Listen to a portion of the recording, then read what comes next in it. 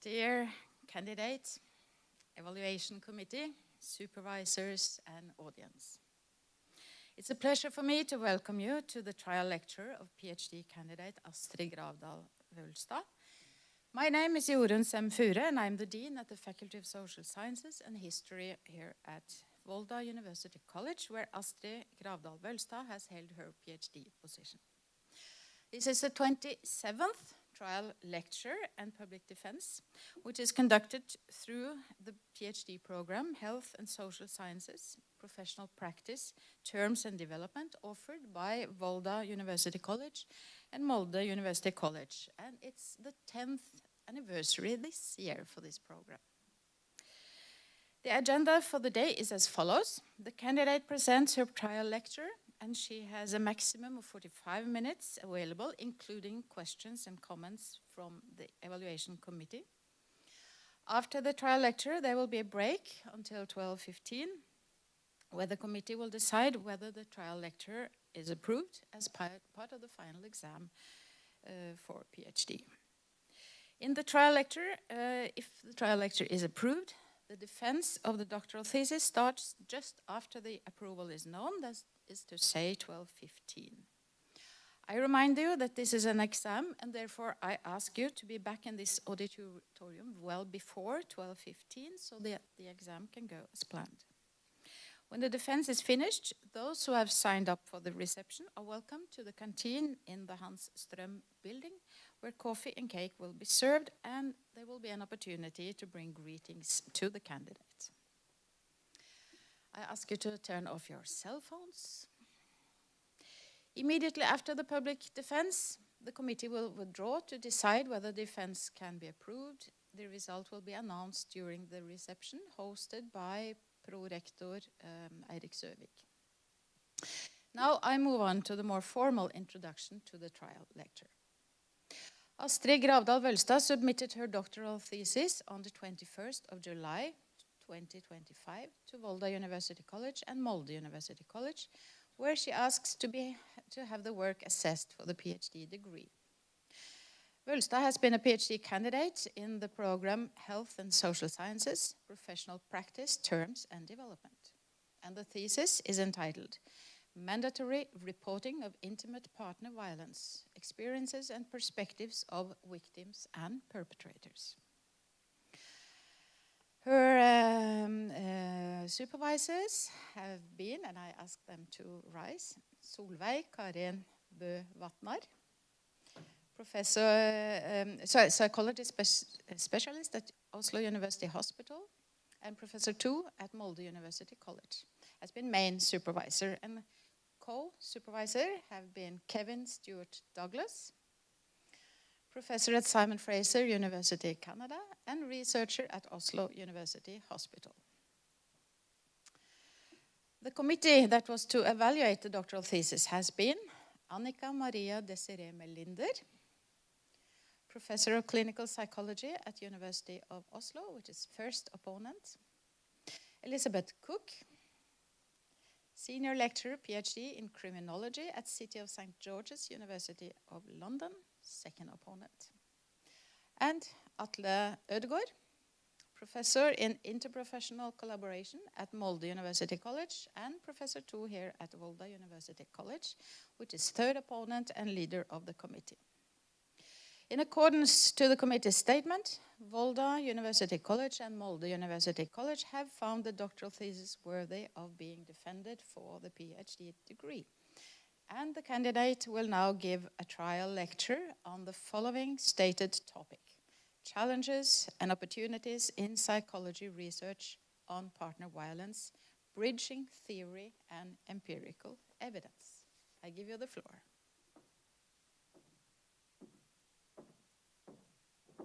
There we go. Thank you.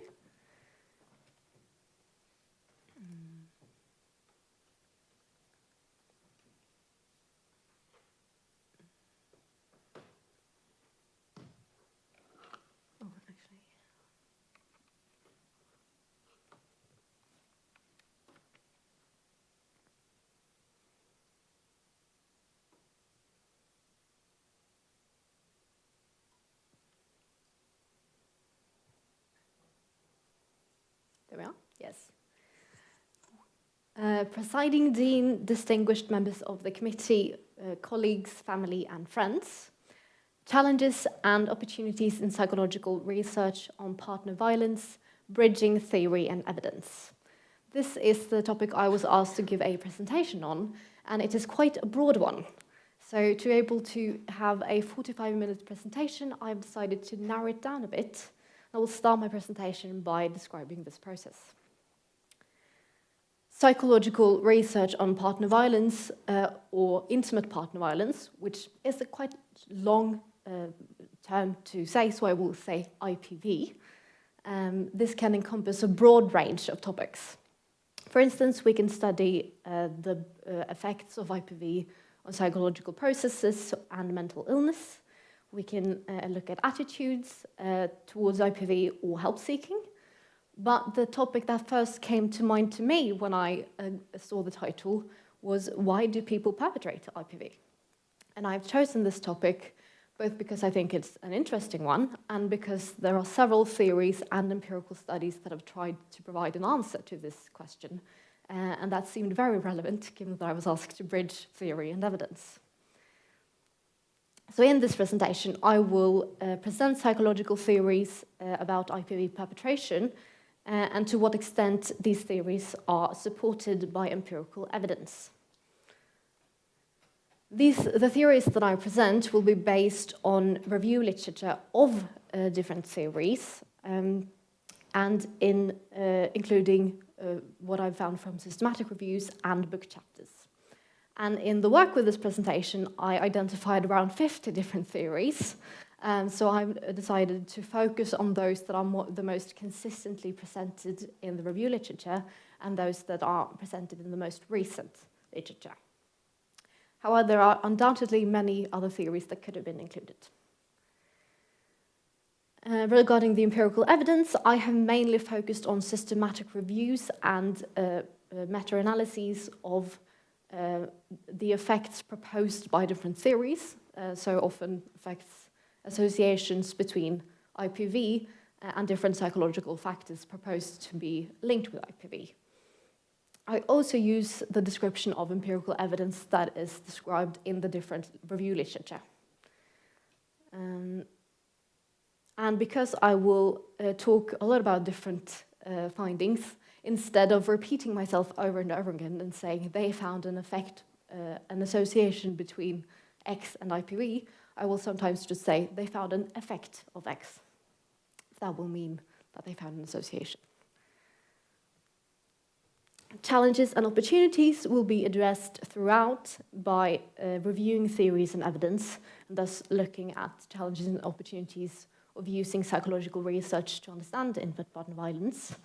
But I will also, at the end of my presentation, focus on two challenges in the field that may be more broad, including the fact that IPV is a very multidisciplinary field and that there are different conceptualizations of IPV, or that the field doesn't always agree on what IPV actually is.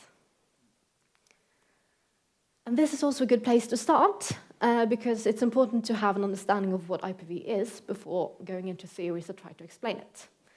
And first of all, there is no universal definition of IPV that is agreed upon in the field, but definitions typically describe specific behaviors that are done towards an intimate partner, and they often also describe that there can be different types of violence, such as physical, psychological, or sexual IPV.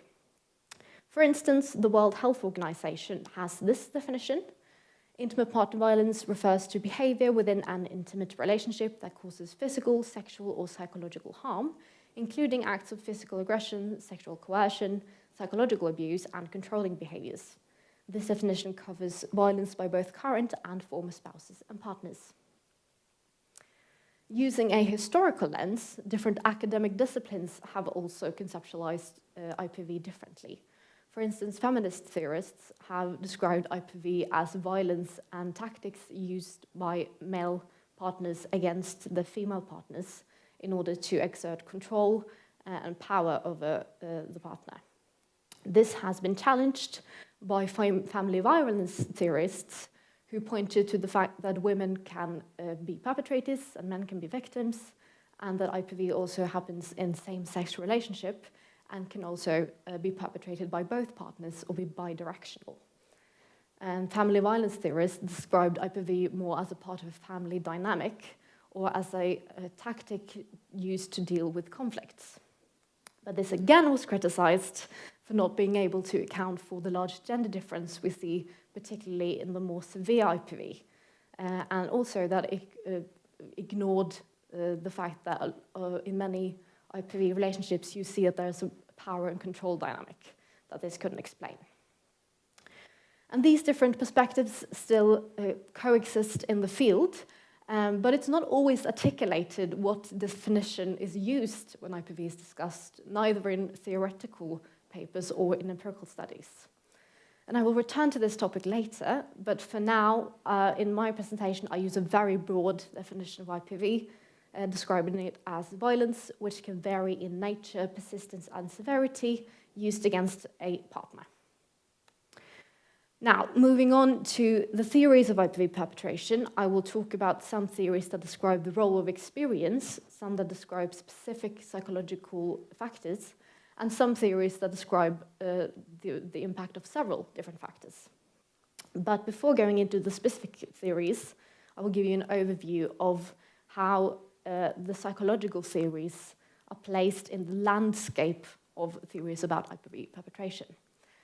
Because there's IPV is a field with contributions from several different disciplines, and these different disciplines focus on influences from different levels, and the ecological framework is a useful tool to examine this. So the macro system describes factors at the societal level.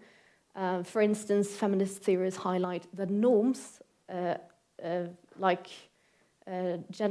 rigid gender roles or acceptance of violence can impact IPV. In the exosystem, we find factors in the community. For instance, theories such as neighborhood theory describe how factors like crime, the level of crime or poverty or trust in neighborhood can impact IPV. In the microsystem, factors within the family or the couple are highlighted, for instance, couple dynamics or marital conflicts. And lastly, we have the ontogenetic level, which refers to the individual's characteristics and developmental history. And here we find things like genetics, personality, and previous experiences with violence. And it's important to keep in mind that there are theories on all these levels that contribute to understanding of IPV.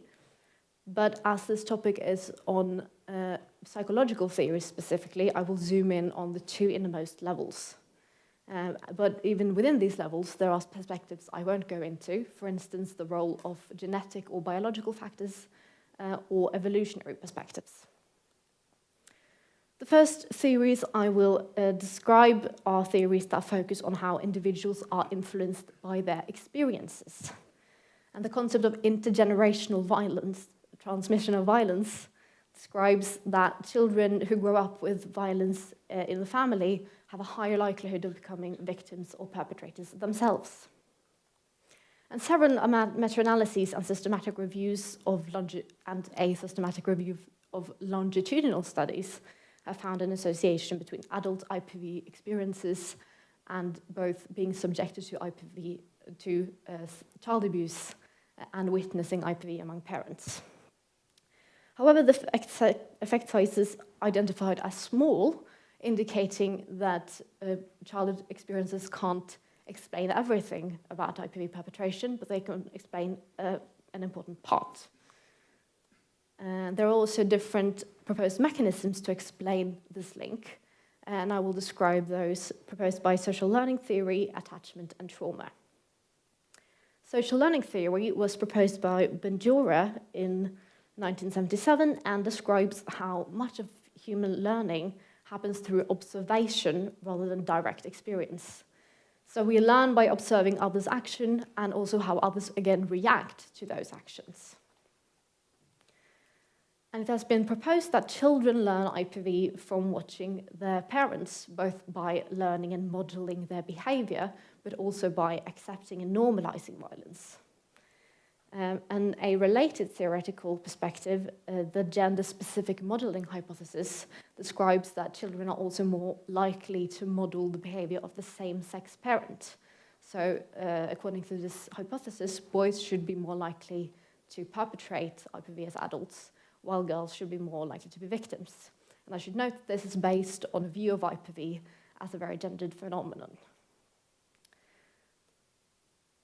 Support for social learning theory comes in part from the meta-analyses I already mentioned, but there's also been a systematic review of the theories that explicitly use social learning theory, which found that there were 26 studies, including 5 longitudinal studies, that found mixed support.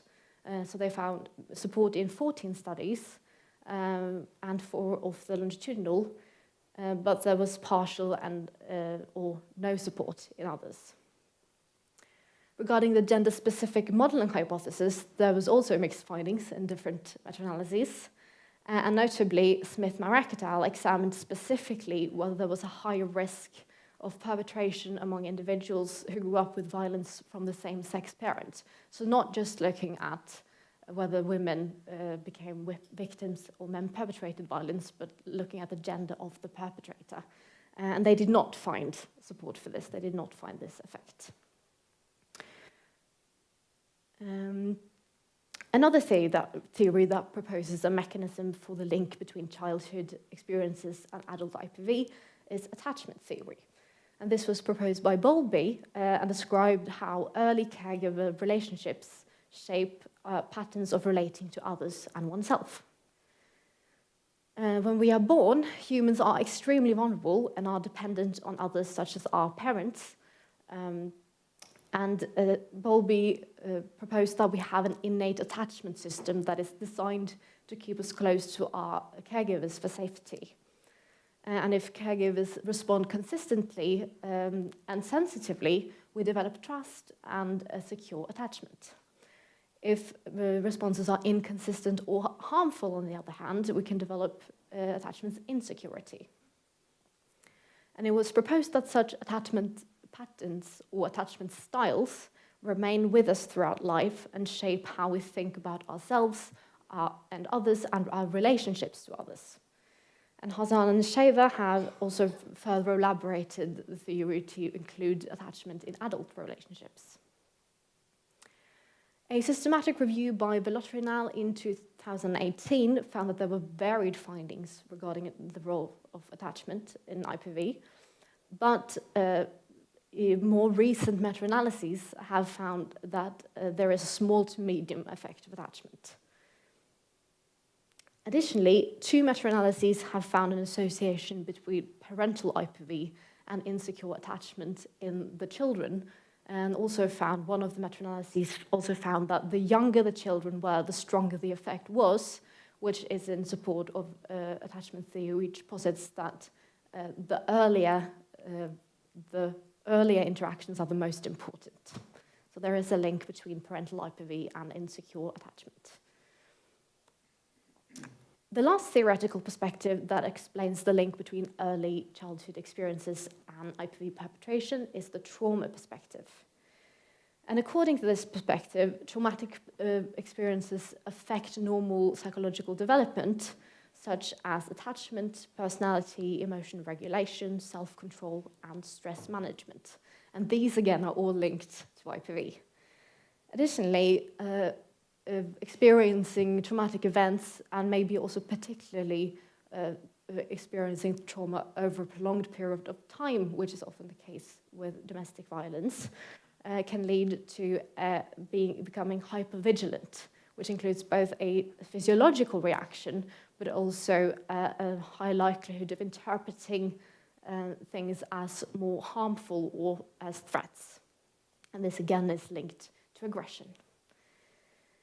A meta-analysis by Zhu et al. Found a small effect of having experienced more adverse childhood experiences indicating that the effect of other traumatic experiences than domestic violence could also be implicated in IPV. However, the studies included in this meta-analysis also assessed IPV or child abuse as part of the different traumatic experiences, so it can be a bit difficult to say if it's due to IPV or traumatic experiences in general. Next, we move on to theories about specific psychological factors. Yeah, okay, sorry, I'm just checking my time. Psychological factors and their role in IPV. And I will start with personality disorders, because different theories have pointed to personality as important for understanding IPV.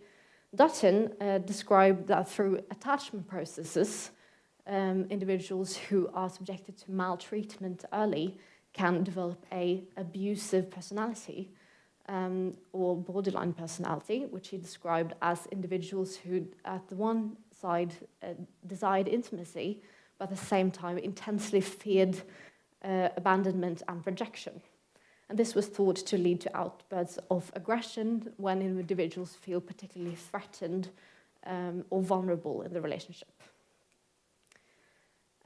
Other theorists, such as Halsworth, Monroe, and Stewart, have also pointed to antisocial personality disorder as important, particularly regarding the more severe violence that has a control element, given that antisocial personality disorder is linked with disregard for others, viewing partners as objects that can be controlled, and aggressiveness.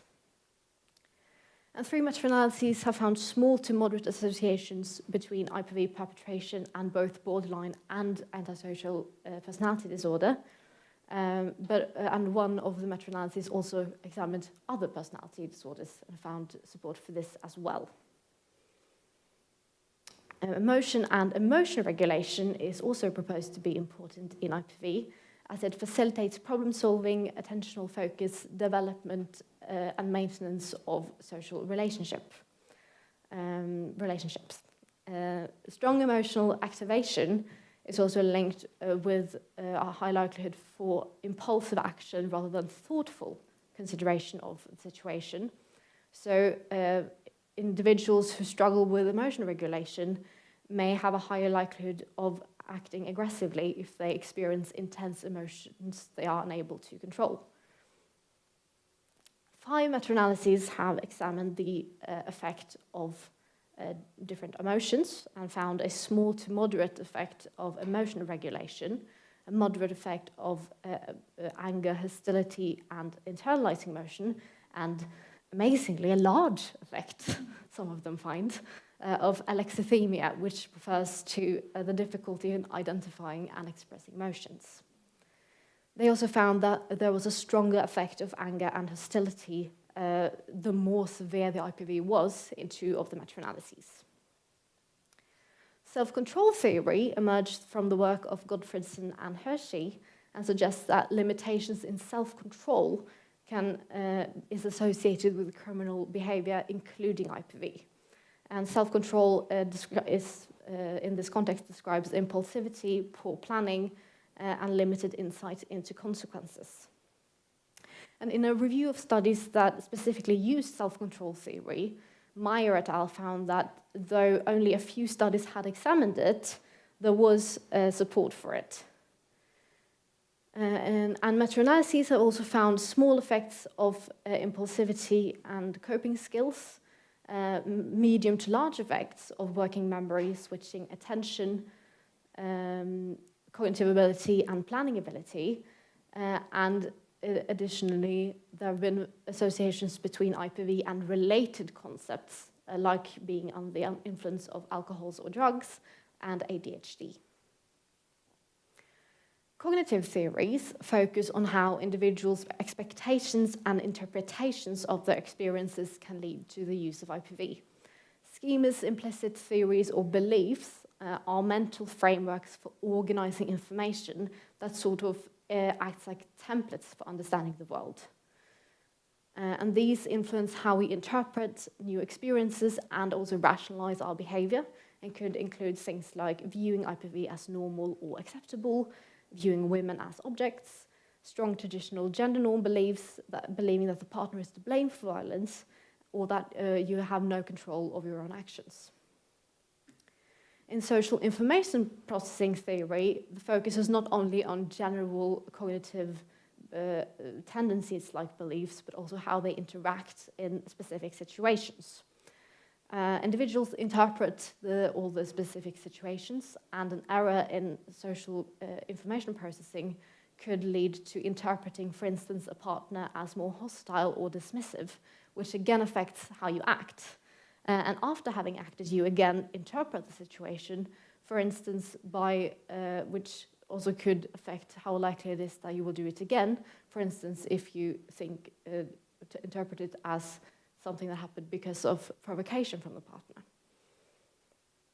In a systematic review of the literature on implicit theories and beliefs, Gravdal et al. Found that there was limited research, but support for some specific implicit theories. And in meta-analyses, IPV perpetration has been linked to approval of violence with small to medium or large effect in different meta-analyses. A small to medium effect of its internal or external locus of control, meaning to what extent you feel you have control of your own actions. And medium effects of both traditional sexual ideology and hostility. In the literature discussing cognitive theories of IPV perpetration, studies from laboratory studies have also showed that during anger induction, men who have perpetrated IPV show more errors in social information processing, such as hostile attributional bias, irrational beliefs, and cognitive biases, compared to men who have not used IPV, which supports the idea of that this happens in the actual situation, is not just general tendencies. There are also several theories that focus on the role of stress, and some on specific areas of stress, like family stress or occupational stress. But I will talk about one that includes stress from many different areas, which is general strain theory. And this describes that strain or stress produces negative emotions, and that the absence of effective coping skills leads to IPV. And a meta-analysis found small but statistically significant associations between IPV and stress in general, and also financial stress specifically, and coping skills. The findings I've already mentioned about emotion regulation could also be relevant here, because emotion regulation could be a part of the coping skills used to deal with stress. But there's also a general tendency in the literature to focus on experiencing stressful events, and not necessarily the combination of stress and the coping mechanisms used to deal with it. However, some studies have examined this specifically. In a systematic reviews of stress studies, Meyer et al. Identified 3 studies that examined this combination and found support for general strain theory. And additionally, a meta-analysis by Knox et al. Found that the association between attachment and IPV was moderated by stress, so that IPV perpetrators who had insecure attachment had an even higher risk of IPV perpetration when they were subjected to more stress. In addition to factors within the individual, the argument has also been made that IPV always occurs in a relational context. And some theories have also focused on the dynamics within relationships. Strauss and colleagues have focused on conflict situations that are a natural part of all relationships, but focus on how IPV can be used as a tactic to deal with conflicts. Family systems theory posits that a family is a dynamic social system, and that interactions over time shape patterns and of behavior and dynamics. For instance, if one partner acts aggressively and the other responds in the same manner, you can have an increasing dynamic of more and more aggressiveness that could lead to physical IPV. Coercion theory, in the same vein, describes how coercive behavior is learned through how conflicts are resolved. So if partner A uses violence or threats, and partner B responds by withdrawing, partner A learns that violence works, while partner B learns that withdrawing makes the violence stop, and this reinforces the pattern. Meta-analyses have found medium effects of such demand-withdrawal relationship patterns and verbal arguments, small to medium effects of relationship satisfaction, marital discord, and marital satisfaction, and small effects of conflict resolution skills and communication skills. Meta-analyses have also found a medium effect of anger and hostility, but this is specifically in perpetrators and not necessarily a dynamic where there's increasing hostility.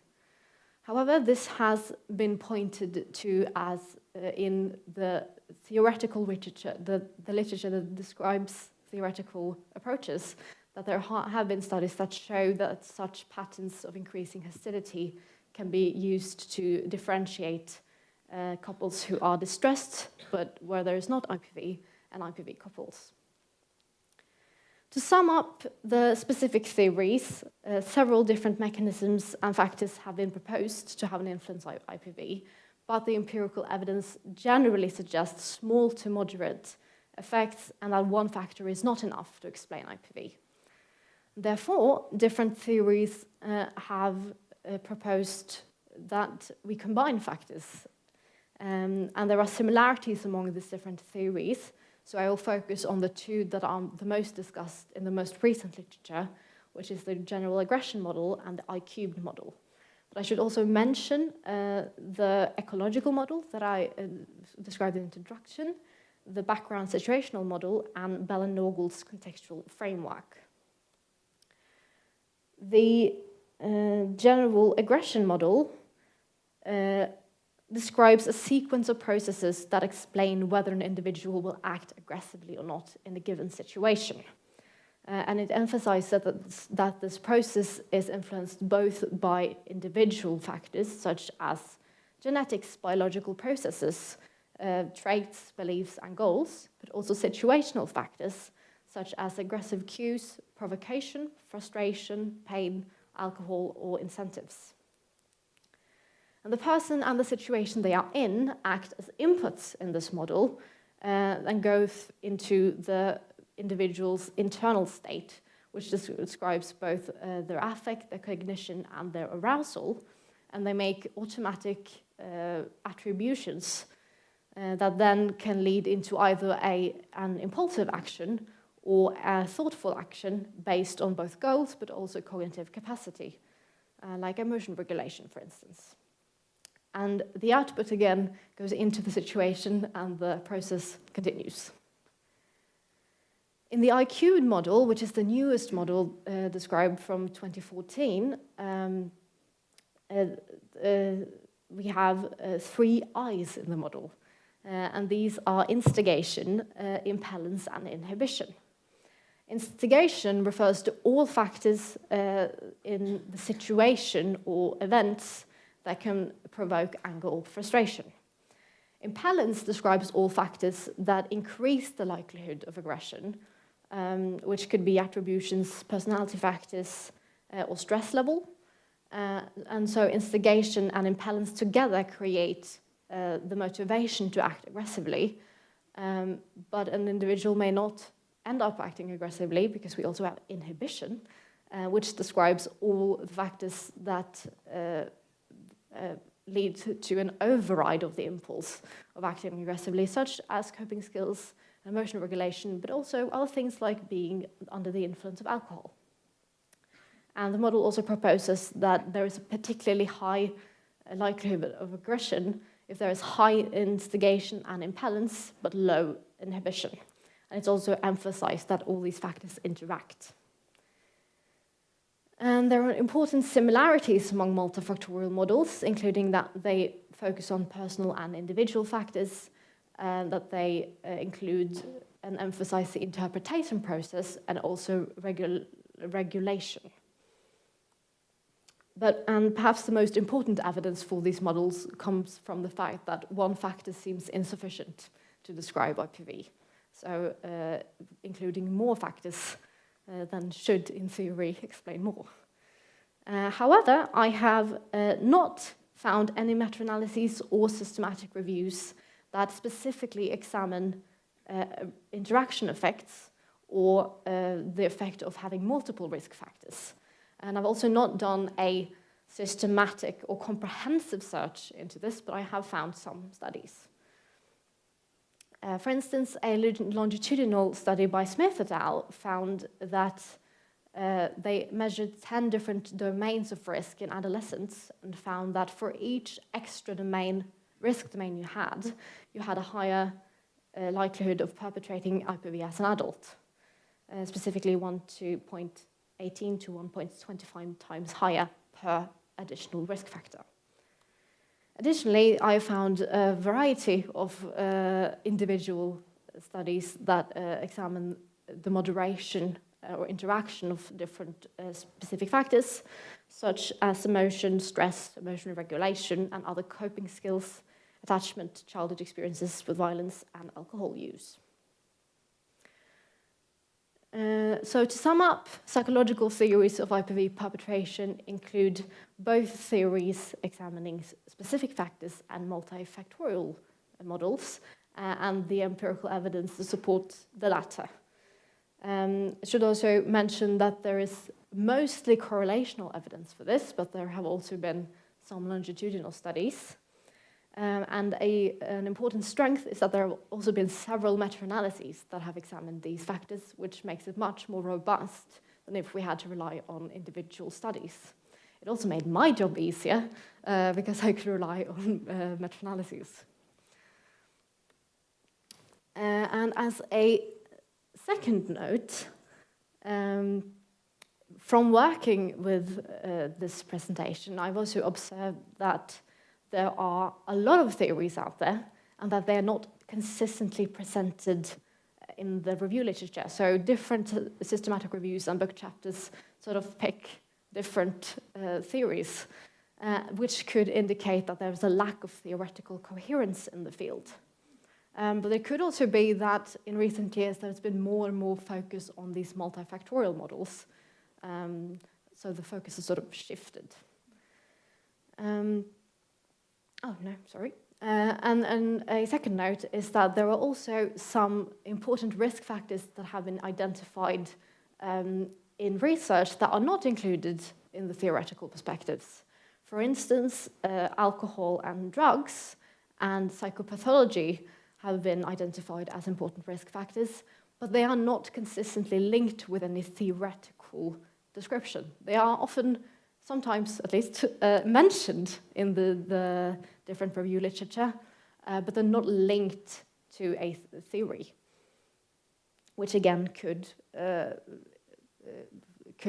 indicate a lack of theoretical coherence, or maybe also the fact that IPV is a field that is quite practical and not necessarily always theoretically driven.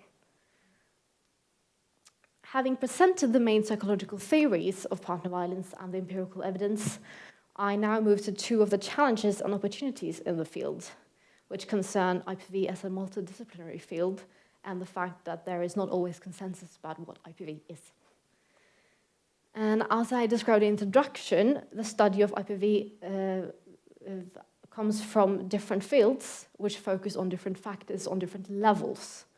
And using this ecological model, we can use that to also look at some of the challenges and also opportunities of using psychological research specifically. Because one part of this model is that the closer the influences or factors are to the individual, the more influential they're supposed to be. So if we look at, for instance, norms, feminist theories can describe that norms in the society can impact IPV, but whether an individual has internalized those norms may be more important for describing how that particular person acts. And this is a strength for psychological theories, that it can help describe why some people are affected by the broader social context while others are not. However, it has also been criticized for not taking the context into account, and that focusing on psychological processes, risks that we forget that people live in and are shaped by a wider context. There's also been proposed a fear that focusing on individual characteristics could be seen as going backwards in the more political issue of IPV, because it was a very important part of the political fight to change the view of IPV as a personal problem to a societal one, where society had to act and have a responsibility for preventing it. And that focusing on individual factors could sort of take us back to the individual responsibility. But also a part of the ecological theory is that all these levels are important to be viewed together in order to understand IPV better, and also that they interact. So psychological theories are important, but we also need to combine it with the other theories from other disciplines in order to have a more holistic view of IPV. Different methodological perspectives may also be used differently regarding interventions. For instance, factors at the societal level can help us design primary prevention interventions like attitudinal campaigns, while individual level factors can help us design intervention for individuals like therapy for IPV perpetrators. And the variation in the IPV research field extends not only to variation in different disciplines, but also different topics of interest and methodological approaches and study designs. And I think that this is mostly a strength, because you're able to look at the same phenomenon from different perspectives and through different lenses, but it also presents a challenge because it can be difficult to be updated on all new research, and you also risk that there are parallel subdisciplines that could develop in parallel instead of being integrated because there's just too much. And also that when there are different disciplines, there may be different ways of looking at the same problem, which could make it difficult to talk to each other, and also could be a challenge if you're not in agreement of what you're actually studying. And this brings me to the last topic, which is the conceptualization of IPV, because there is no agreed upon definition of IPV and what it is. And as I described, this has been a theoretical debate, but it has also been a debate that has been sparked by some findings about the prevalence of IPV, and that is called the gender symmetry debate. Because when we look at population studies, we find that men and women perpetrate IPV at equal rates, and that bidirectional IPV is the most common form of IPV. However, when we look at clinical samples, we see a marked gender difference, where women are more likely to be victims and men are more likely to be perpetrators, and there is less bidirectional violence. When you also see that there's a difference in regarding the severity, so that the more severe the violence becomes, the larger gender difference there is. And Johnson proposed that one possible explanation of these seemingly inconsistent findings is that there may be meaningful subcategories of IPV. And in his typology, he proposes 4 different categories, but 2 of them have received the most attention, and I will therefore focus on them. The first is the coercive controlling violence, which describes violence where there is no control dynamic and where IPV is the result of conflicts. It was hypothesized to be less severe, more often bidirectional, and that it would be perpetrated by men and women equally. On the other hand, you have coercive controlling violence, or intimate terrorism, as it was called first, which describes IPV with high levels of control, and that it was more likely to be severe in nature, more likely to be perpetrated by men against a female partner, and more likely to be perpetrated by only one partner. and it was hypothesized that this type was more common in population studies. And in a systematic review of the research done on this typology, that's quite recent, from 2024, found support for this regarding both what sample types we typically find this in, violence severity, gender difference, and number of perpetrators. Additionally, a meta-analysis by Love et al. Found that some specific variables that are conceptually more linked with coercive controlling violence, like control, power, jealousy, and patriarchal beliefs, also was more common in clinical samples than population samples. And findings like these indicate that it might be meaningful to differentiate between different types of IPV, and then maybe also differentiate between what theories we use to describe these different types. So for instance, Strauss and colleagues' description of IPV as something that is used to deal with tactics. A tactic that is used to deal with conflicts could be more meaningful when we look at situational couple violence, while other things such as personality disorders could be more relevant for the coercive controlling violence. So that is one possibility. However, the meta-analysis that I talked about also found that the specific, what's it called? The specific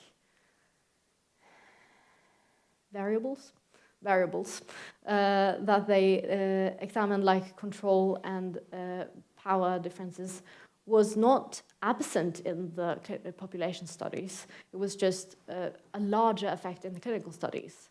So that indicates that it could still be relevant for examining or for explaining IPV in population studies. So maybe it's not that it's two completely different phenomena, but rather a continuum with severity could be just as easily the thing we should examine as the thing that differentiates between different types of violence.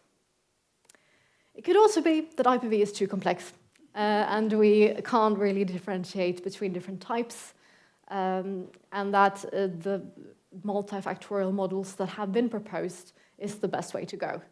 And this is something that okay, never mind, I thought I had an extra slide there. But this is a question that has not been adequately, or that could be more researched, at least in my opinion. So you could examine whether it makes sense to use different theories for different types of violence, or whether it's actually better to keep it open and keep it as a continuum. So to conclude, several psychological theories have been proposed to understand IPV, but the evidence supports the multifactorial models because it seems like one single factor is not enough to explain the differences in IPV. The psychological perspective also faces challenges. They offer depth in describing individual differences, but risks overlooking the broader social context which other disciplines highlight. So a balanced approach where we include different perspectives is likely needed to understand the full complexity of IPV perpetration. And finally, debates within the IPV research field regarding the nature of IPV could give some direction for future theoretical development and research on theories of IPV. Thank you.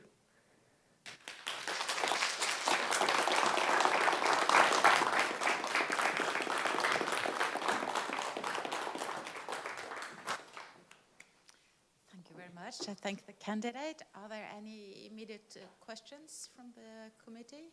We don't have much time, but no.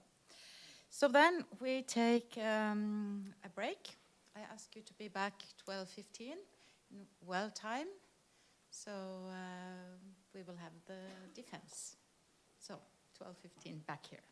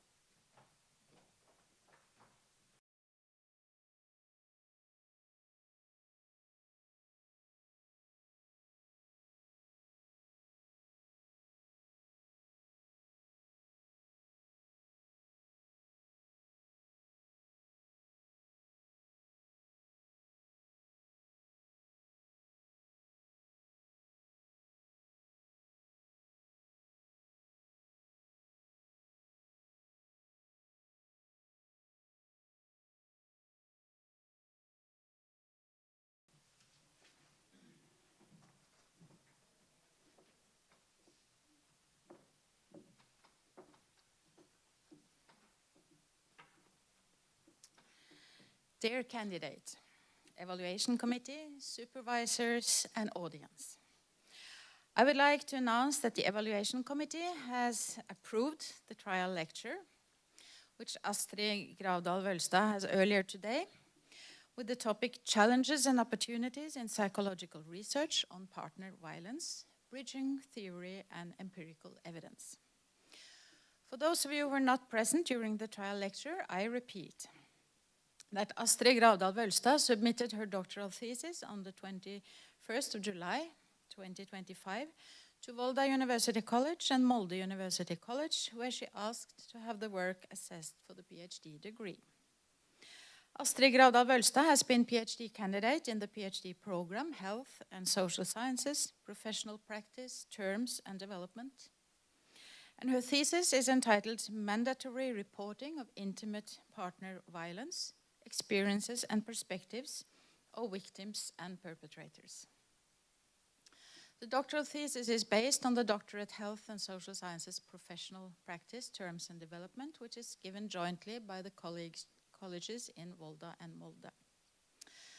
Her supervisors has been Solveig Karin Bø Vatnar, psychology specialist at Oslo University Hospital and Professor 2 at Molde University College. She's been main supervisor. Co-supervisor has been Kevin Stewart Douglas, professor at Simon Fraser University of Canada, and researcher at Oslo University Hospital. The committee that was asked to evaluate the doctoral thesis has been Annika Maria Desiree Melinder, professor of clinical psychology at the University of Oslo, and first opponent. Elizabeth Cook, senior lecturer, PhD in criminology at City St. George University of London, which is second opponent. And Atle Ødegaard, professor 2 at Vølstad University College and professor at Molde, which is third opponent and leader of the committee.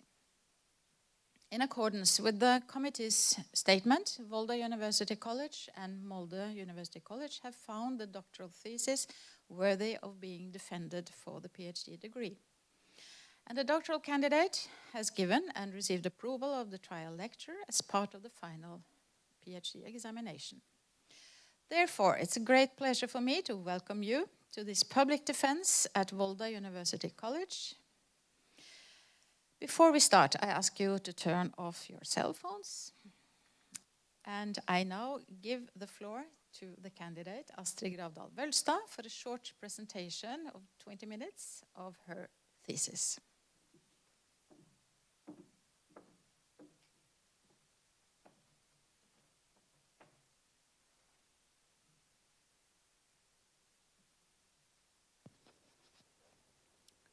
Is this on? Yes? Hello. Good.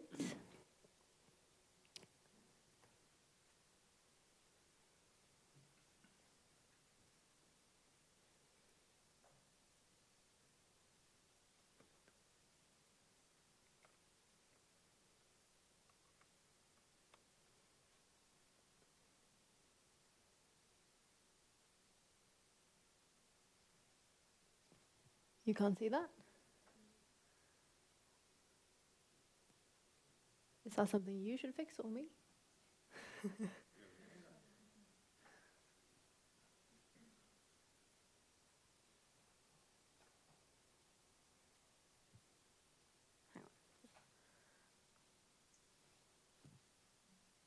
What? No, this is...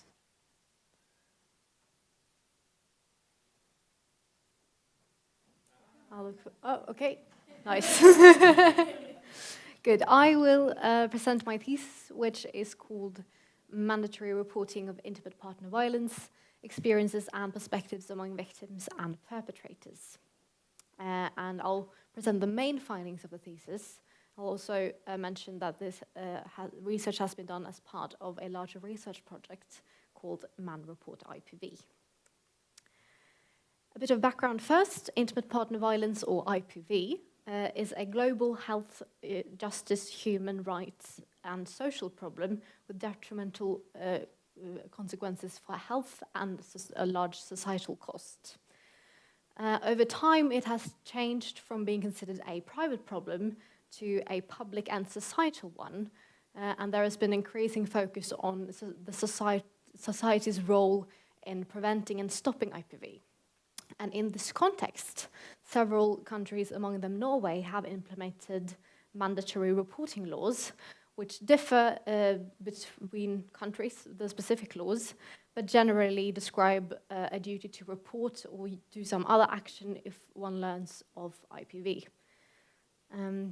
The Norwegian law is detailed in the Norwegian Penal Code section 196, which describes the duty to avert certain crimes, among them the crimes detailing domestic violence. And in these laws, domestic violence is described as violence that is severe or persistent. And therefore, any person who believes it is most likely that severe or persistent IPV will occur has a duty to try to avert the violence. And this can be done either by reporting to the police or by some other action, which could, for instance, be by helping victims to a domestic violence shelter. The duty applies to all individuals, but in this research project, we've focused specifically on the duty when help service professionals have the duty. Internationally, mandatory reporting has been debated. Supporters highlight the importance of detecting and preventing IPV, and that those IPV victims may face barriers towards help seeking, and that mandatory reporting can remove the burden of reporting from victims. Those who oppose IPV describe or argue that it undermines victims' autonomy and privacy, fear that it may increase risk if the police is involved but maybe not adequately intervene, and fear that it may create a barrier towards help seeking for victims, or that it could lead to decreased trust in help services. Despite strong opinions, however, there has been limited research. A systematic review from 2021 found few studies and methodological limitations, such as few validated measures used, few multivariate analyses, and limited recent development. And no studies have been done on this in Norway or Europe. Most studies also focused on attitudes, but few had examined the actual experiences of victims, but rather what victims believe would happen. No studies had also included perpetrators of IPV, despite the fact that treatment for IPV perpetrators is a crucial part of IPV prevention, and the arguments regarding victims could also apply to perpetrators. Additionally, few studies have focused on to what extent victims or perpetrators have knowledge about mandatory reporting laws and whether they are informed about it when they reach out for help. So based on the gaps in the literature and the importance of knowing more about the law, the aim of the study was to examine experiences with and perspectives on mandatory reporting among IPV victims and perpetrators who had been in contact with help services in order to contribute to the understanding of the Norwegian mandatory reporting law as a preventive intervention of IPV. And in the thesis, there are 3 papers, each of which focus on a particularly understudied part of mandatory reporting. The first paper examines experiences with mandatory reporting among victims and investigated both what consequences the victims experienced and which factors were associated with having experienced mandatory reporting.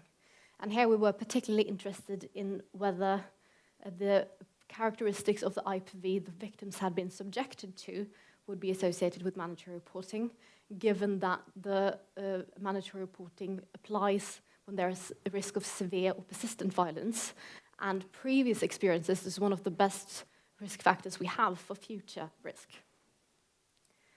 The second paper focused on knowledge of mandatory reporting among victims, including experiences with being informed about it, how victims perceive their own knowledge, and evaluation of a fictional case. And in addition to descriptive findings, we also examined predictors for all these factors. The third paper focused on perpetrators' perspectives and examined them with those of victims. And we examined perpetrators' perceived knowledge, having been informed about mandatory reporting, whether they'd experienced it, and their perception of it. So over to the methods. Our participants were recruited from different services, voluntary help services for IPV, including domestic violence shelters, the police, and different help services, psychological help services for partner violence, including alternative to violence and anger management, which offer services for perpetrators. And these were recruited between January 2022 and November 2024. Participants could choose between filling out the questionnaire themselves or having it presented as a structured interview. And they could also choose between digital or in-person participation. And this was done with ethical considerations in mind, as IPV can be a very sensitive topic to discuss. And offering interviews also enabled us to include individuals who needed interpreters or could have difficulties with reading or writing. The questionnaire measured socio-demographic characteristics, experiences with IPV, help-seeking experiences, and knowledge of experience with, and attitudes towards mandatory reporting and confidentiality. And where possible, we used already validated measures, such as the conflict tactics scale for examining IPV, and the questions about mandatory reporting were adapted from a validated questionnaire by the Norwegian Institute for Studies on the Medical Profession.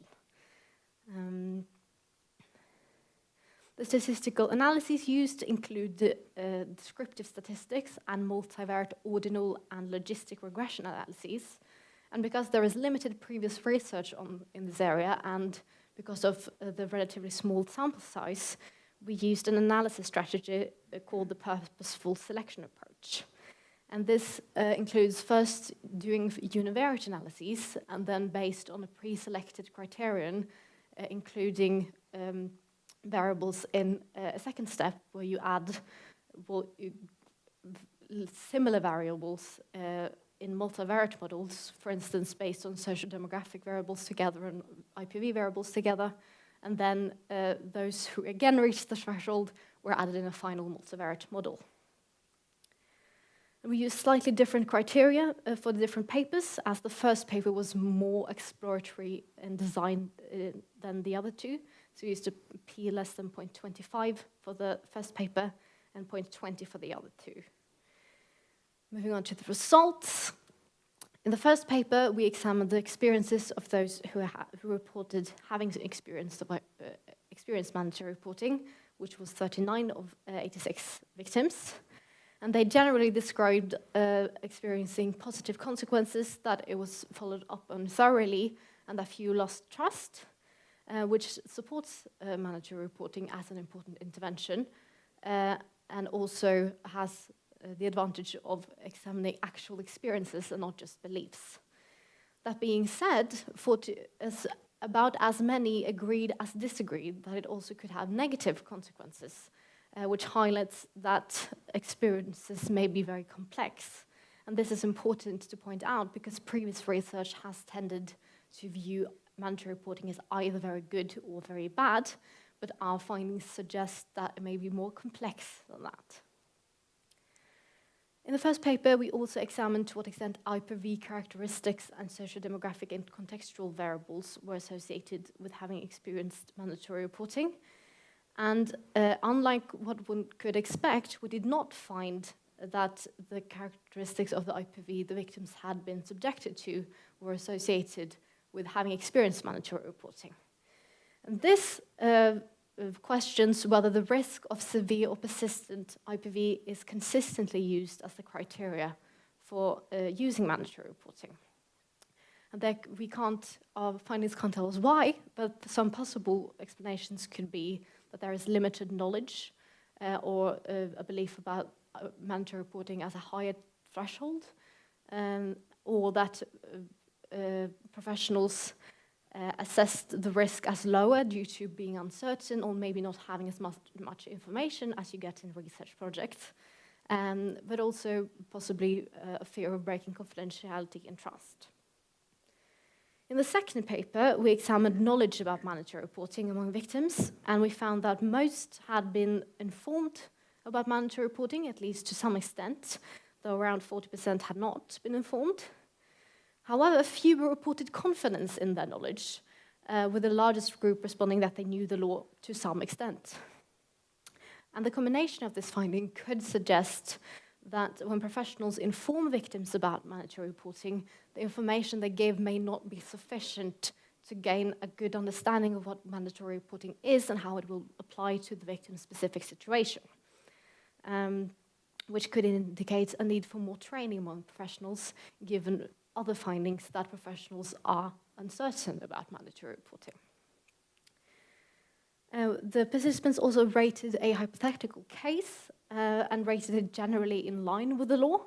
However, the case was included severe physical violence and injury, as well as social and economic control. So it could be argued that could be seen as obvious that there was a high risk of future violence should a woman return home.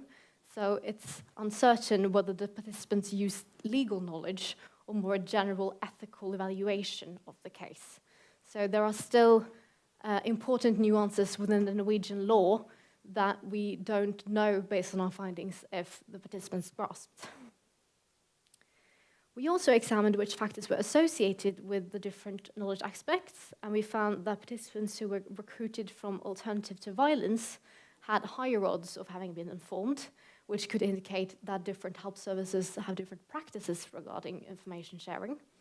We also found that Norwegian citizens with immigrant background had lower odds of being informed, though we did not find the same for immigrants without a Norwegian citizenship, which we would have expected. So the finding is less robust, and it should also be pointed out that there were very few participants in both immigrant groups, so the findings could be because of spurious associations, or it could be a difficulty detecting an effect. Predictors of perceived knowledge were having been informed about mandatory reporting and having experienced mandatory reporting, and this indicates that personal experience and professionals are important sources of information for victims, which makes it even more important that professionals know what mandatory reporting is. Regarding the case, there was mostly non-significant findings and no consistent predictors of different case items. And this could strengthen the interpretation that the victims used common sense when interpreting the case, as those with higher knowledge did not interpret the case more correctly than others. The third paper focused on perpetrators and perpetrators' perspectives and experiences. And perpetrators reported similar levels of being informed and perceived knowledge as the victims. So the implication that professionals may not give adequate information also seems to apply to perpetrators. Only 17.5% of perpetrators, or 7 individuals, had experienced mandatory reporting being used, which was statistically significantly fewer than for victims, even when controlling for differences in IPV characteristics. So this again could indicate that the IPV severity and persistence is not consistently used as the criteria for mandatory reporting. One possible reason for this is the fact that perpetrators face very different consequences of mandatory reporting compared with victims, and this could impact professionals' evaluations about whether or not to use it. Additionally, we also know from previous research that perpetrators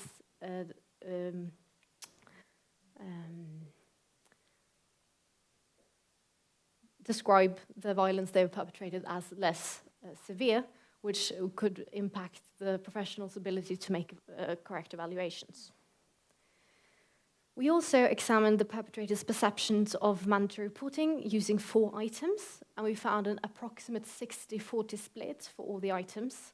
So 60% agreed, if we add partly and completely agreed together, 60% agreed that everyone has the right to a physician, therapist, healthcare provider, or contact person with absolute client confidentiality, which would imply a person exempt from mandatory reporting. But on the other hand, 60% disagreed that they would lose trust in or believe professionals unprofessional if they forwarded information, and also disagreed that the patient's wish matters most. If I don't want to report to the police, the professionals shouldn't do it. Like the victim's experiences with mandatory reporting, these findings support mandatory reporting, but also highlight that supportive views and concerns could coexist. And it should also be noted that even though the majority of participants were supportive, 60% is not a very large majority, and particularly not given the fact that the perpetrator sample was quite small, which makes the estimates uncertain. That being said, these findings represent some of the first findings regarding perpetrators' perspectives on mandatory reporting, and thus addresses a major gap in the field. To sum up, the findings suggest positive experiences and perspectives which support mandatory reporting as important intervention for addressing IPV, but they also highlight that mandatory reporting appears to be a complex phenomenon that can have both positive and negative consequences. Second, the findings question whether the risk of severe and persistent IPV are consistently used as the criterion for using IPV, no mandatory reporting. And third, information practices appear to be insufficient. And both the findings regarding information practices and mandatory reporting practices could stem from limited knowledge about mandatory reporting among professionals. So training among professionals may be indicated to address these findings. And also another possibility could be to mention the mandatory reporting law in the relevant professional laws, as has been done for the duty to report to child welfare services, which could increase awareness. There are some limitations that should be noted. First, the sample size, particularly for the perpetrator group, was relatively small, which makes the estimates uncertain, impacts generalizability, and could lead to a higher chance of type 2 errors. The high number of analyses performed, on the other hand, increases the type of type 1 errors. And in other words, it's difficult to conclude about our findings with any certainty. But that being said, it's also exploratory research in a quite unexplored field. So we still now know more about this than we did before the research. However, it is very important to replicate the findings to be better able to conclude about victims and perpetrators' perspectives and experiences. Other generalizability concerns include the fact that we included only help-seeking individuals. So perpetrators, for instance, in mandatory treatments may view this differently, as could victims or perpetrators who have not sought help. We also included mostly native Norwegians, female victims and male perpetrators, and other subgroups could have different perspectives and experiences. We also did not have a good estimate of the response rate because we recruited from several different help services, and that makes it difficult to gauge the representability for our findings. And in the research was also done in a Norwegian context, which has a large public welfare system, high levels of trust, and a law that has a discretionary space, and thus differs from other contexts. The findings are also based on the participants' own perceptions of mandatory reporting, which could be incorrect. And we included different ways to participate in the study, and this was only controlled for in the 2 last studies and not the first, which should have been done. And finally, it should also be mentioned that these findings are correlational in nature, so it can't necessarily conclude about causality. Thank you.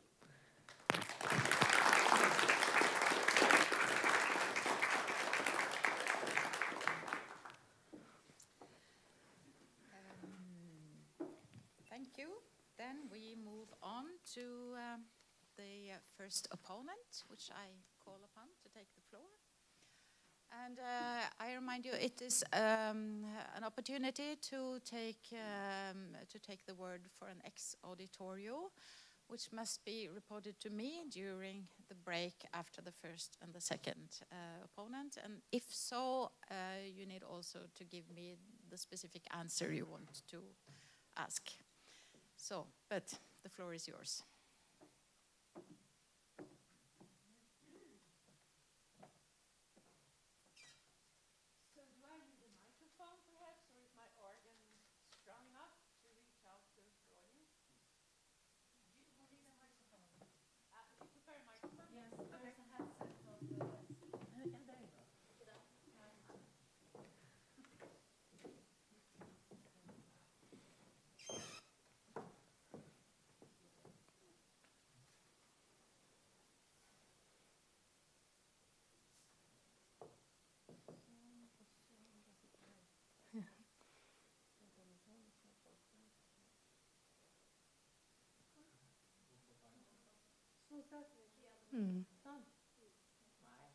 Jo.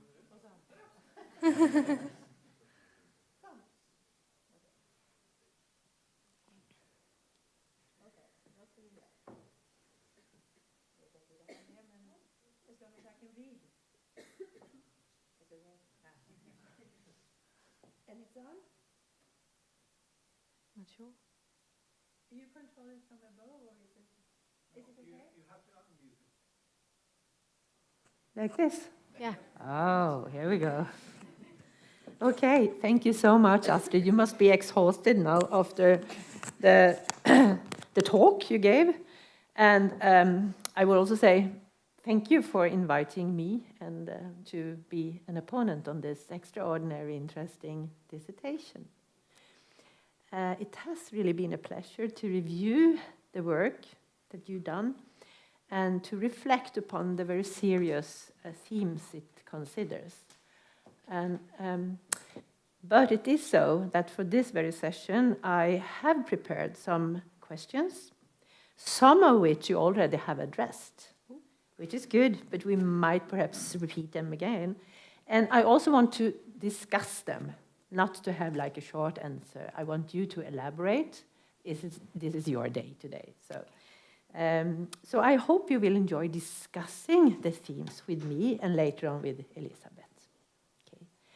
So I'm also supposed to provide an international context to your dissertation, but I really feel that this should be left over to you to give a short contextual introduction to the differences between perhaps Norway's MREVP regulations and duties in relation to European countries otherwise in terms of practice and law. Could you just start? Yeah, very quick. Well, mandatory reporting laws differ quite a lot between countries, and I have more information about the American laws, mostly because most of the research that has been done in the US. And there is no, I think they have been working on trying to get like an overview of the different mandatory reporting legislations in Europe, but I don't think it's published yet. So I don't have like a good overview of that. But I know that, and also I'm not a lawyer, and I know that understanding law is not really just reading the law, but you also have to interpret it in the legislative context that it comes from. So I'm not going to try to do that. But I can say that for the American laws, which also differ between states, it's not like one law in the US. Many of them describe specifically that it only applies to healthcare professionals, which is a difference from in Norway where it applies to everyone, even though our research has focused on health services specifically. But for instance, in California, the law describes that health professionals are mandated to report to the police if there is an injury that could have resulted from domestic violence or other criminal acts. So it's based on, first of all, it's mandatory to report to the police, So you don't have the discretionary space that is more unique than Norwegian legislation. And you have to, and it only applies if there is a physical injury. Yeah. But I think that maybe, this may be better, yeah. I think maybe the most important difference in terms of the legislation in Norway versus other places is the discretionary space. Because most other places, it's described that if you encounter IPV or often a physical injury that you believe was caused by IPV, you have to report it. And that's all you have to do, but you have to do it. Whereas the Norwegian legislation opens up to more of an evaluation of the specific case. So you're allowed to sort of look at the situation and then decide, do I think, as a professional, do I think that it is most likely that there is a risk for future violence, which is also a difference, I can come back to that. Yeah. It's concerned risks factors, right? Yeah, so the Norwegian law is specifically concerned with the risk for future violence. So it actually, in a way, doesn't matter if there has been violence, though, of course, the information that there has been violence is often very relevant to evaluating the risk for future violence. So in the Norwegian context, you have to do this evaluation and think, do I think it is more likely than not that there is a high enough risk that there will be persistent or severe violence? So it's not any violence, it's also specifically persistent or severe. And if the answer to those questions is yes, then you are still faced with a varying array of options, because the main thing you're supposed to do is ensure that the risk is averted. So that could be calling the police, and often that is also what is required, because the police has the opportunity to act in a way that others don't, and provide protective measures. But it could also be by calling a person and helping them to a domestic violence shelter, for instance. So the duty is fulfilled when you believe that the risk is sufficiently reduced so that it's no longer certain or most likely that it will lead to persistent or severe IPV. Attached to this theme is also the fact that you are a psychologist. Yes. So you would likely also encounter clients that demand high, confidentiality. Yeah. So how, first of all, could you just define the different levels, like the duty of confidentiality, duty of information, and also the mandatory reporting? And with the duty of information, I mean the meldeplikt. Yeah, to the child protection. Yeah. Yes. Very briefly, for the audience, the differences. And then a little bit discussion about the ethical dilemma that you as a psychologist might come up with in terms of the three levels. Yeah, so the basis, the sort of start with, you have confidentiality. That is the baseline here, that you are, as a health professional, bound by confidentiality laws where you have to actively prevent information about your clients to be shared out of them to the world. Because it's important for the alliance and the alliance, and also because in order to have people trust in help services, they have to know that if I go and I tell you about something sensitive, you won't spread it. But then we have some cases where we have decided that there are some things that are particularly worrying, which could include, for instance, child abuse or neglect, which is the meldeplikt that you mentioned, the duty to alert child welfare services. And that applies if you have reason to believe that a child is or will be neglected, or that there will be violence against them. And that is a much lower threshold than in the mandatory reporting law. Yeah. So you have to have reason to believe something is much lower than believing that it is most likely that something will occur. So there's a difference there. What other things did you mention? Just if you have any ethical reflections about the role. I think I think that the confidentiality is, of course, very important to ensure that individuals can trust health professionals. And I think that in the situations where there is knowledge or suspicion about violence, it's very, very important to try to cooperate with the person. Because, and again, I think that the Norwegian law opens up for this in a better way than some other laws. Because in other countries, there's a more like automatic, I have this information and this triggers a report, whereas the other Norwegian law is more concerned about making an evaluation of the situation, which you also should do in cooperation with the patient. Right. Because that could actually strengthen the alliance if you work together with the client. Absolutely, and I think it's a positive part of the. Yeah, and we also know that from some of the qualitative research in the research project, we've found that there are victims who have told health professionals about violence, and they've not done anything. And that is also experienced as a breach of trust, because I told you about this and you did nothing. And also that many victims live in a daily environment where they are told that they are the problem. And this is not severe enough, this is not serious. And if you go to authorities and you tell them what has happened to you, and they don't react, then that is sort of reinforced, this understanding. So but on the other hand, you also have to take seriously that the individual has autonomy and should have a right to decide what happens to them. So there are different things to balance, because you also have to protect them from harm. Right.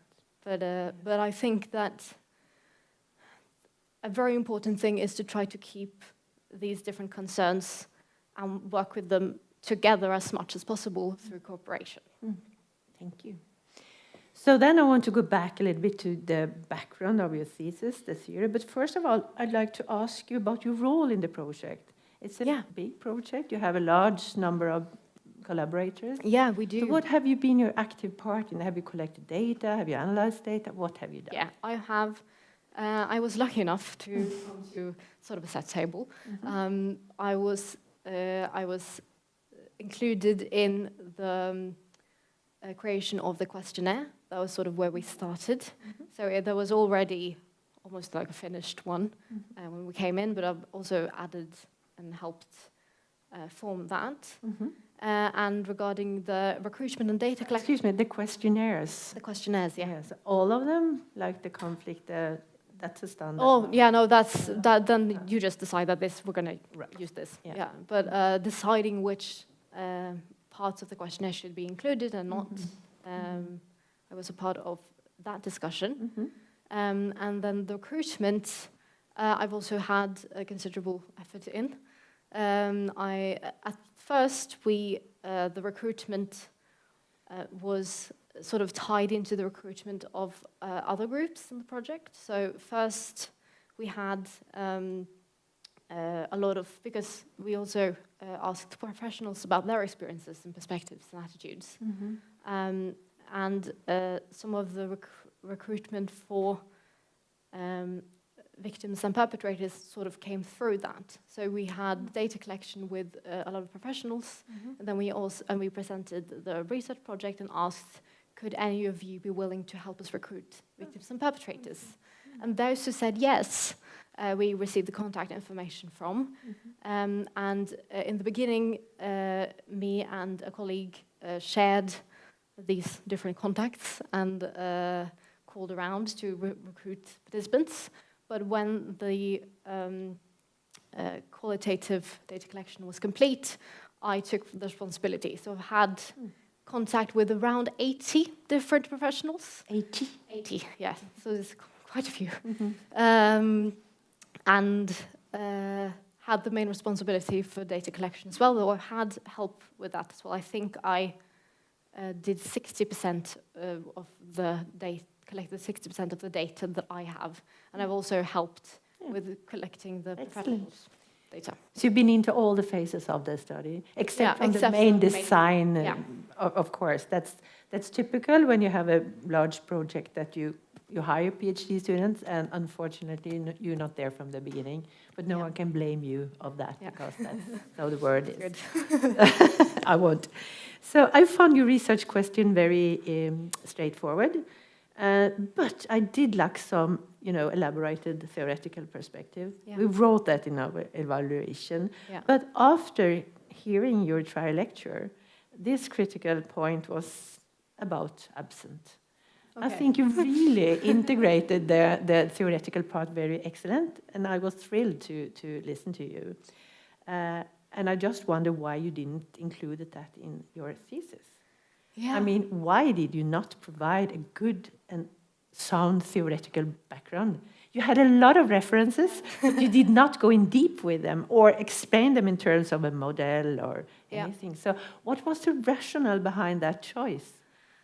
Well, that's also something that happened in waves. So I did have versions of the manuscript that had more about certain topics than others. So, which was also great. When I got the trial lecture topic, I was like, yes, I know a lot about this.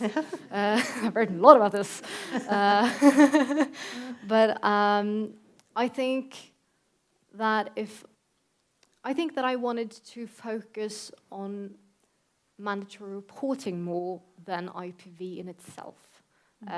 Because in a way, mandatory reporting, it doesn't matter why or how the violence happened. What matters is that it happened and that there is a risk for future violence.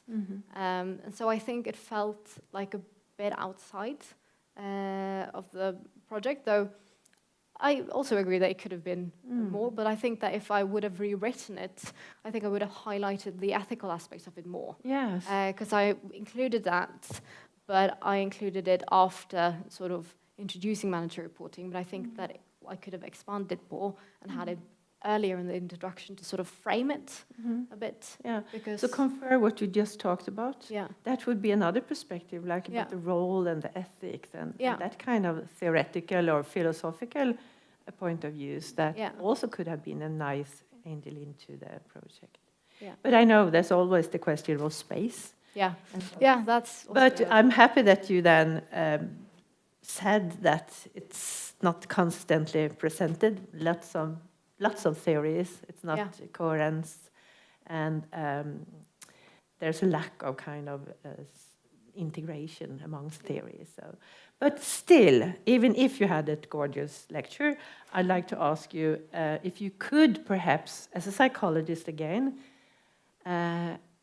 you will have another perspective with Elisabeth than you have with me, but as a psychologist, what factors do you believe contribute to A, seeking help, and B, then avoiding seeking help? Yeah, that's. I also wrote a bit about that in the introduction, but not much. But I think that is very relevant to mandatory reporting.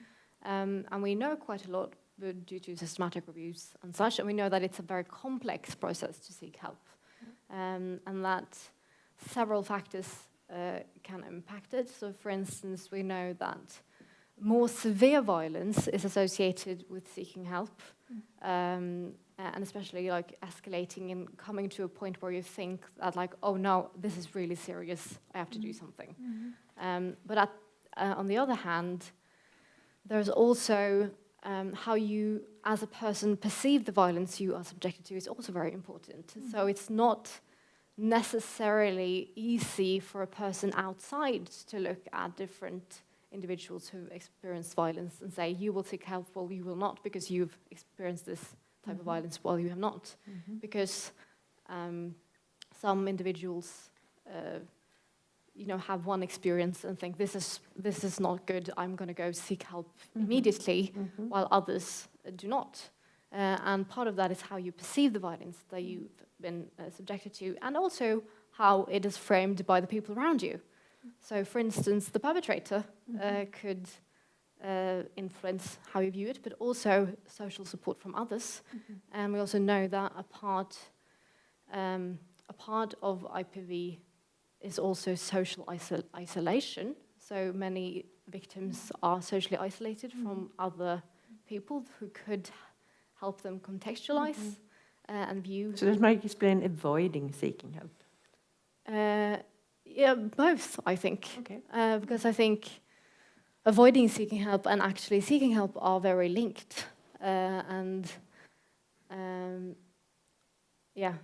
same with, like, for instance, children could both be a factor for seeking help and for avoiding seeking help. Because you could be afraid of what the children will be subjected to if you continue being living with violence. But you could, on the other hand, also be afraid of what will happen if I seek help and, for instance, the police don't believe me, and the perpetrator tells everyone that, oh, the victim told all these lies and it will impact the children's lives, or it could be that you know that if we tell the world this, there's going to be or you know, you want to leave the relationship, then there's the question of who gets parental care for the kids, because there's not necessarily an automatic thing that goes to the victim, and those are, of course, very important parts of the reflection that victims go through concerning seeking help or not. So yeah, there are a lot of factors. But as a psychologist, what factors would you work with if you work, for instance, in a shelter? Yeah. What kind of factors would you kind of specifically pay attention to and work through with your clients coming there for sheltering help, need for sheltering? I think that maybe that's a good question. It depends on the situation, but I think especially like concerning mental health effects of violence and such, like talking through the violence with the person and helping them. I think it's important to also, you know, take their perspective seriously and listen to them, and maybe help them with understanding what has happened and whether and how it is not their fault. Structure their cognitive schemas and structure their experiences. And change, because I think, it depends on the person, but helping them also understand that this is not your fault, which is often something that individuals talk about. And that perhaps also what you're anticipating with the child protective services and or custody issues, it could perhaps also help kind of strengthening the person's capabilities to stand in that conflictful situations and work through and still continue to need help, but without be able to. Right. Yeah. Good. I think that must be an important part of a psychologist's job in a shelter or elsewhere. Okay. So we have touched into then the most important aspect of victims of IPV. We have talked about that, and you have also, because what I lacked in the introduction was the model of it, but you sketch it here very nicely with the ontogenetic and the micro and the eco and the macro system level. But again, because I have planned these questions before I heard you talk, if you were to think about the most important aspect of victims of IPV, where would you place the most important factors as you see it from a psychological point of view in that model that you showed us this morning? Regarding personality aspects. Like, so we are on the individual. We are in the victim. No, we are. Yeah. Well, I think, like I said, the model also describes that the factors closest to the individual are the ones that are the most important. And I think that this cognitive process that you go through and how you interpret the situations you're in is very important, and that is, of course, affected by loads of different things like personality. and attachments and previous experiences. So I'm not sure that you can point to one thing that is like the most important, which is also what I just told you in the presentation, that we do need a more coherent perspective on this, because it's linked, everything is linked. But I think that as a psychologist, the cognitive processes that happens when you in your day-to-day life go around and interpret everything that happens and act on those interpretations, to take a step back and look at, okay, I interpreted it this way, but could it have been something else? To give alternatives. To provide alternatives, So I would like to talk a little bit more then about mandatory reporting, because you have critical findings about implementation of mandatory reporting from other studies. But could you here provide some examples of successful implementation of mandatory reporting? Of mandatory reporting. And also if you could place them into the specific levels, like the first level of perhaps a population-based level, and on the more tertiary risk-associated level, and on a level where you already had detected interpersonal violence. How this could be done in a way? Or? Or if you have any good example of the three levels of implementation of strategies to implement mandatory reporting, and what specific measures that could represent. For mandatory reporting specifically, how to implement that? Or you have, for instance, for one level, you have the law. Okay. So at the societal level, of course, you have the law. And we could also take a further step back, because mandatory reporting is also part of an even broader discussion about human rights. There is the right to life and the right to have autonomy and privacy, but on the other hand, having protection from harm. And the state has an obligation to secure these rights, both a negative obligation, meaning that you have to avoid doing something, so that the state or the authorities are not allowed to go in and decide how you live your life. So they have a negative obligation to not do something. But they also have an obligation to actively take steps to ensure individuals' human rights. And those can collide. For instance, if the right for someone to decide how they want to live their lives include harming others. So at the societal level, you have things like the Istanbul Convention, which describes how different interventions that states that ratify this law have to follow.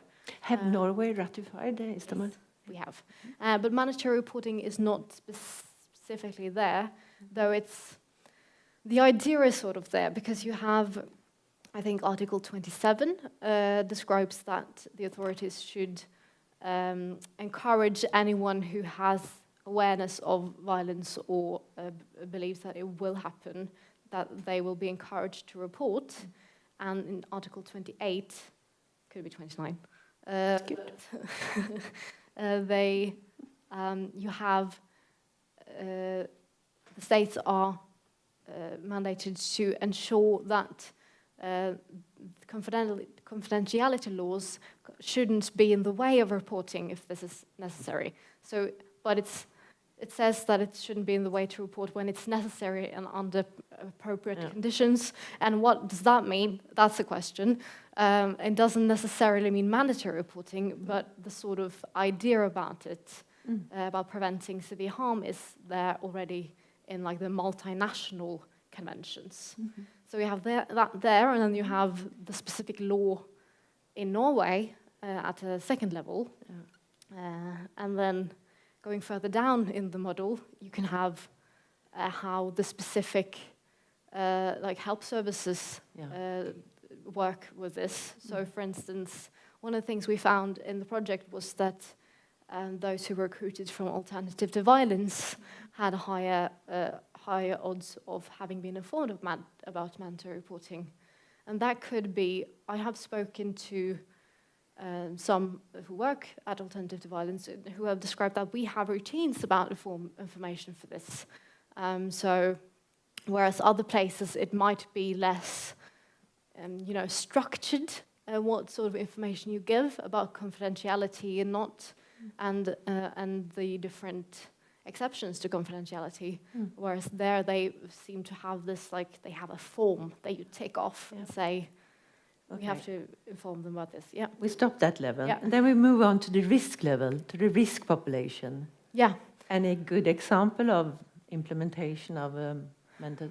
of how it has been implemented, or like examples? What you... if there are... I mean, it could be from Norway, it could be from any other places. I'm not sure I do. But I think, we have the risk model in the police in Norway that is going to be... that has been implemented in Oslo, and I think there is plans to implement it all across the country, which is specifically working. It's not necessarily mandatory reporting, but it's working preventively with at-risk populations. Yes. Where you have a police or risk and analytic working hand in hand with a health professionals, like psychology specialists. So they have like teams where they work together with identified risk populations in order to have and to complement the sort of risk perspective with a health perspective. They have developed this model, which has found good results. So that, and it's not, it's, as you say, it's implemented, but it's not evaluated as of yet. So that could be a next step for you to move on to to do. I won't go on with the third level, because that would be to what kind of preventive intervention you have for those already defined or identified as victims, right? But I think we can skip that. Yeah. Okay? Because I don't know, I have an hour or so I have another 15 minutes. Yeah. So, because we need to go a little bit into the method sections as well. Yeah. Even if it's a little bit more boring and more detailed and more like that. There are some weaknesses that you mentioned in the recruitment procedures. Yes. And so first, a very open question, what kind of problems could you encounter when you when you go through different help services and ask them to identify relevant participants? What kind of problems could you come up with? Yeah, that's the question. Yeah. There are a lot of different problems that you can encounter. For instance, the fact that in our case, the professionals knew the topic of the study. So even though we asked them to be like, we are interested in the perspectives of everyone, they could, of course, have been affected by the knowledge. Because a priority in research is to have a hidden hypothesis. Yes. That's the first. So you missed that. Yeah. Actually. Yeah, and also because they also did describe the study for the individuals they were asked. So they were in a way part of the recruitment process. That also includes that they could have been more likely to ask people they were on good terms with, which creates a selection bias in a way, and maybe even more importantly, individuals who have sought help but then maybe not had the best experience could have cut contact with these help services, and they wouldn't have been included in the study. And I think that's a very important limitation, because those are the individuals who are the most likely to have negative experiences. So, and I've thought about this especially because there's an American study that found very different results from ours. That found that most of those who had experienced mandatory reporting described negative experiences. And they sampled from a domestic violence hotline, like a telephone hotline that you could call if you were in a crisis. And but the questions they were asked about were obviously about previous help-seeking situations. So they have a sample of individuals who have called into a hotline for domestic violence, which would indicate that they were in a domestic violence situations now. Acute, yeah.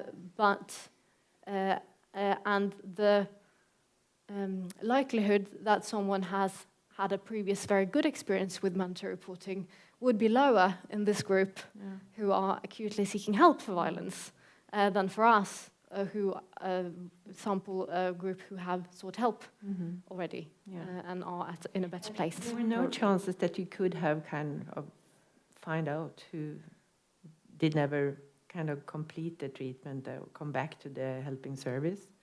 No records of them that you could have?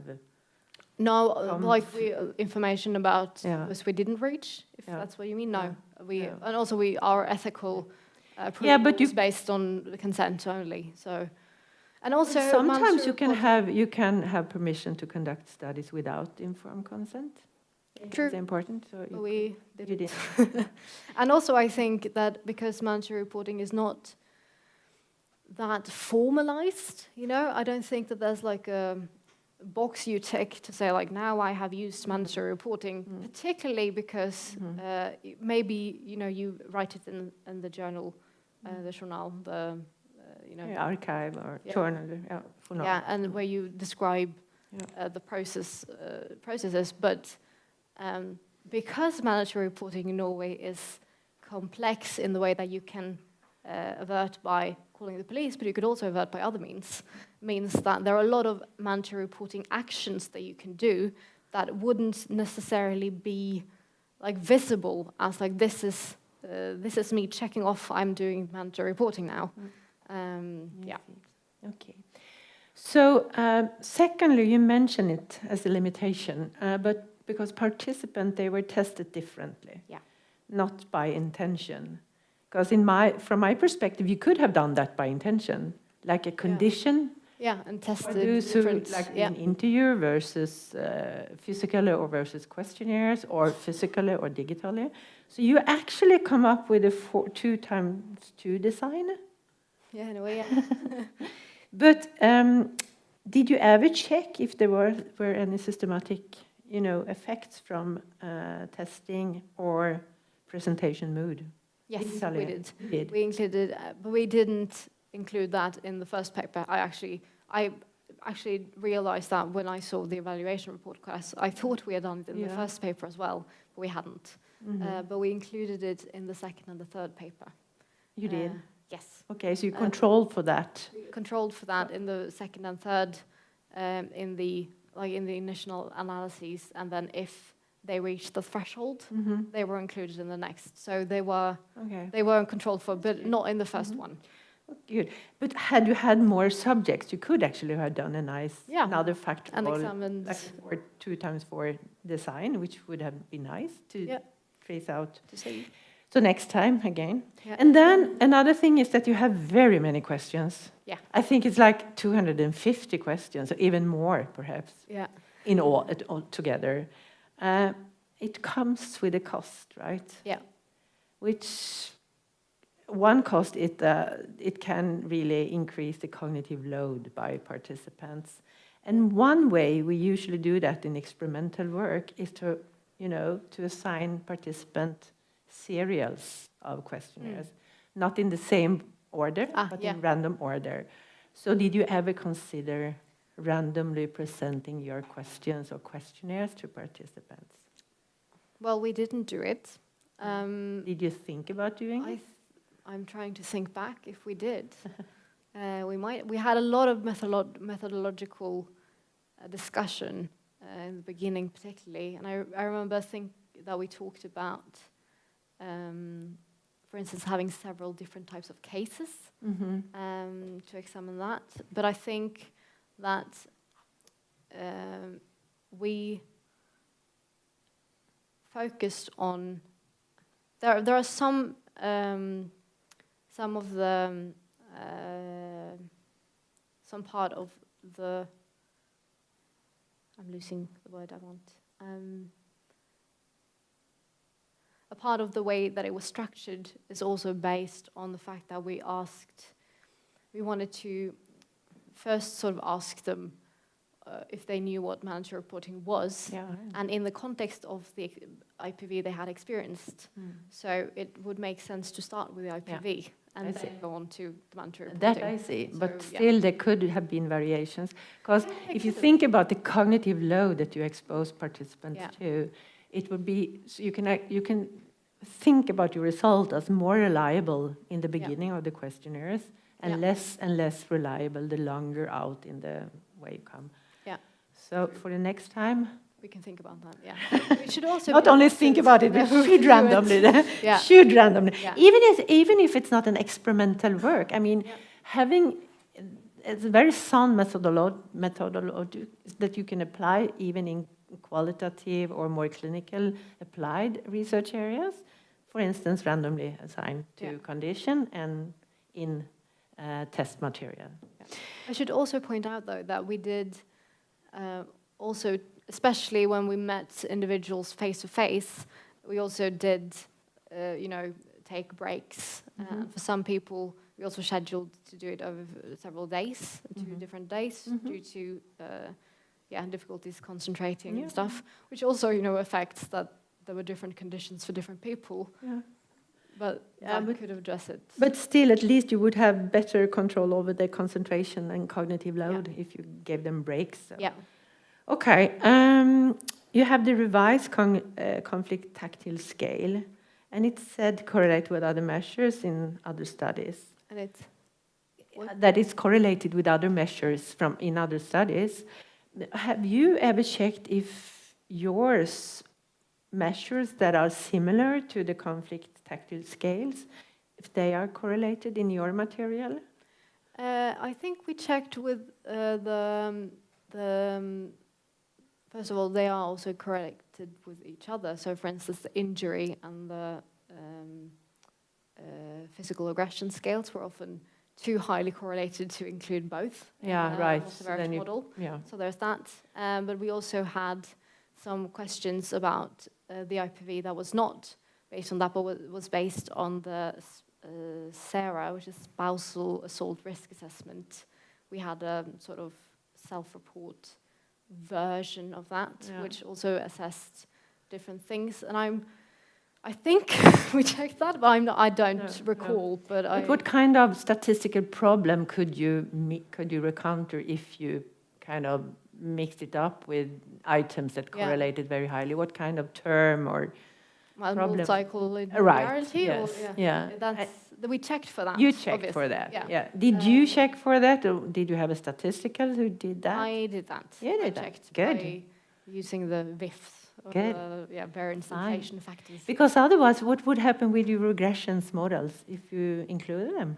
You could have ended up with having, if you include both, then it would be wrong estimations, basically, because you would remove the common variance. So we would likely find that there was no effect. Yeah. Thank you. So we have to have a little bit of these statistical questions as well. I know it's boring for the audience. It's more interesting to hear about for the research, though. But this is really what you have learned when you went through your PhD program, to work with models and statistical testing. So that's good. So let me see. Yes, on page 36.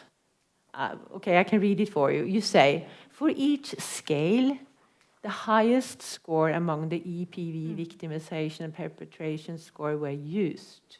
For instance, if a participant scored 5 on psychological aggression victimization and 60 on the other measure, perpetration, their psychological aggression score would be 60. Yes. Explain. Because it seems very randomly and up to the researcher then to decide which items should be placed where. So explain to us how you actually, what that means. For me, it sounds like you can, if it was 60 here, we put it in because it was a higher score than if it was 5. So what was the rationale? That was done to because that was done in the third paper where we compared victims and perpetrators, right? And the scores that we have for perpetration, victimization for victims and perpetrators would not.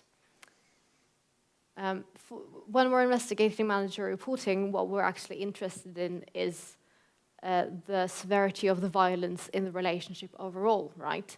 So if we're supposed to compare a perpetrator and a victim, the victim would likely have very high victimization scores, while the perpetrator would likely have very high perpetration scores, right? So to be able to compare these scores, you would have to you couldn't rely on using the same variable because the relevant information would be in a victimization score for one person. But why didn't you transform that to another, to a set transformation to like a normalized scale or something? I think we did. Okay. Well, because it has also been found that when victims and perpetrators rate violence, there's been a tendency for perpetrators to rate the violence lower than victims. So by including, we used the participant's highest score for psychological aggression. So if a perpetrator reported higher psychological aggression victimization, that they have been subjected to more violence, then that would also, from a mandatory reporting perspective, be more interesting because we're interested in your experiences of the violence as a whole. Yeah. So we were most interested in measuring the highest level of violence. I see. So you have more like, what kind of a phenomenology, more, you based your kind of selection more on a practical because of a statistical or more how you normally would handle it. So for instance, if you have a relationship where there is where the IPV goes both ways, we could have included someone who had those kind of experiences and who rated their victimization as more severe than the perpetration. But for mandatory reporting purposes, the highest severity is actually the most important. Yeah. What is the threshold value for a reasonable alpha? That would be, it depends. I've seen both 0.6 and 0.7 to be different, It's a difference if it's 0.6 or 7. You have included a lot of items with 0.6. Yeah. A lot of people would say that at least 0.7 would be the threshold. Yeah. And for some of these, we included based on looking at the variance within the scales as well, because we saw that, not surprisingly, individuals who are victims of violence have high victimization scores and low perpetration scores. And alpha levels are also affected by, the variance within individual items. So when we had low variance, it was a higher likelihood to get lower alphas. So we examined this and presented it, and this is, a limitation. Yeah, but I'm glad to hear that you took care of it and that you reflected on it. We reflected on it. It is a limitation, but it's also, So another question is in paper 3. It's not clear to me if were the couples? No. No, okay, so they were unrelated to each other. Unrelated, Okay, because otherwise you could have nest. They could have been very nice. That could be very interesting. Next that would time. be a cool new project. Yeah. Next time. Okay, and then you have already mentioned. I think my time is running out, but you already have mentioned the type of 1 errors that occurs. Yeah. But I still would ask you, because you have some 0.01 findings. You have actually a lot of them. So did you ever considering balancing the significant levels, decrease them to narrowing the goalpost for rejecting the null hypothesis when you did the tests? We could have done that, but I don't think. I think that because we have very exploratory research, right? This has not been examined in Norway before or Europe, and we don't have very large groups, which increases the chance of type 2 errors. So in my mind at least, the biggest sort of risk that we run is that there are relationships that we can't, that we're not finding. So if we were to decrease the alpha level, that problem would be even bigger. Mm-hmm. And I think that in this exploratory research, where the main goal is not necessarily testing hypotheses, you know, it's opening the research field and examining what's here, you know, and also to be a sort of building block for other research to build upon. So I think that you win some and you lose some to do this, but I think that overall, because the chance of type 2 errors is the thing I'm most concerned about. Sure. I wouldn't have done it. You have a problem in both ends, I agree.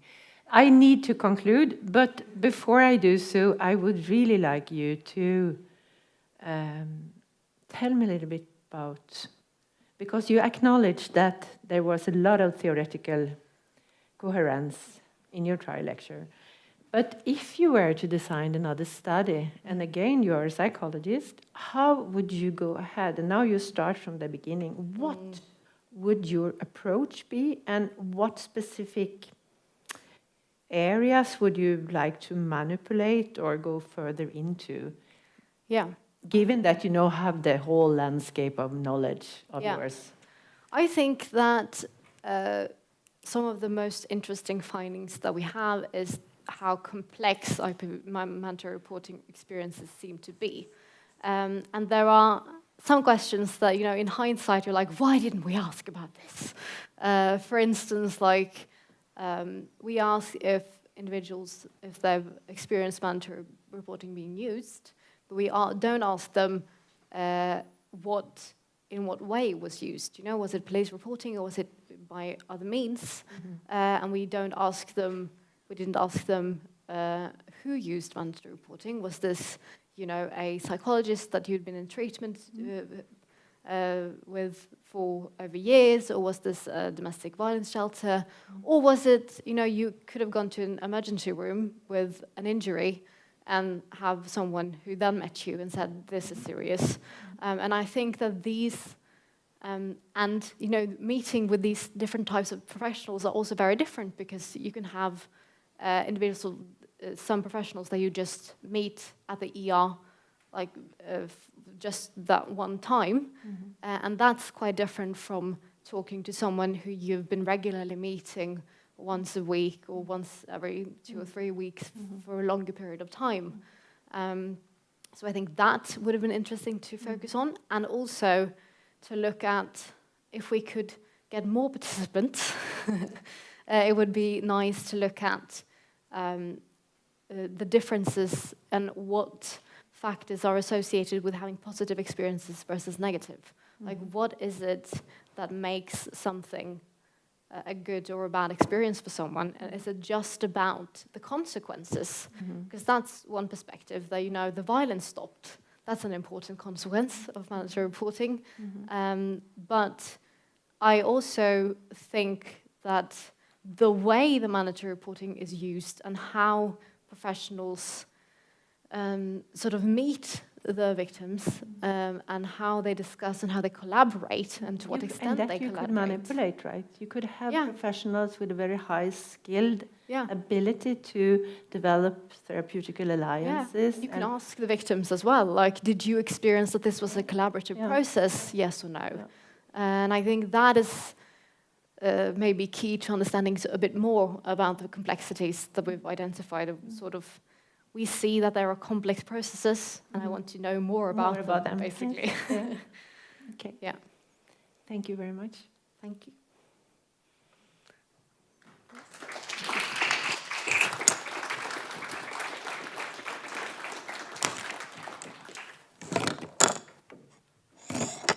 Thank you very much for an exciting opposition, Professor Melander. And we take a 10 minutes break. Back here 13:45. And again, if anyone has an ex-auditorial question, please report that to me in the break. 10 minutes. Sharp.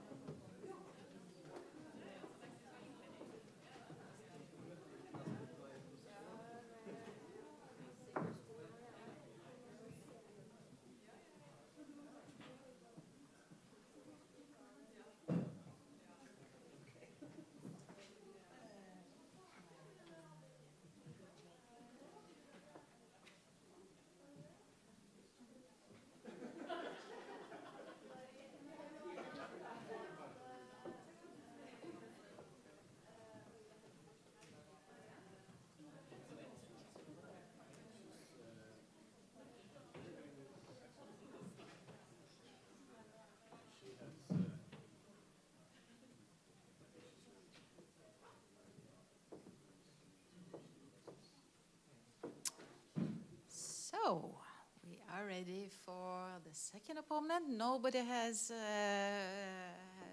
asked for ex auditorio.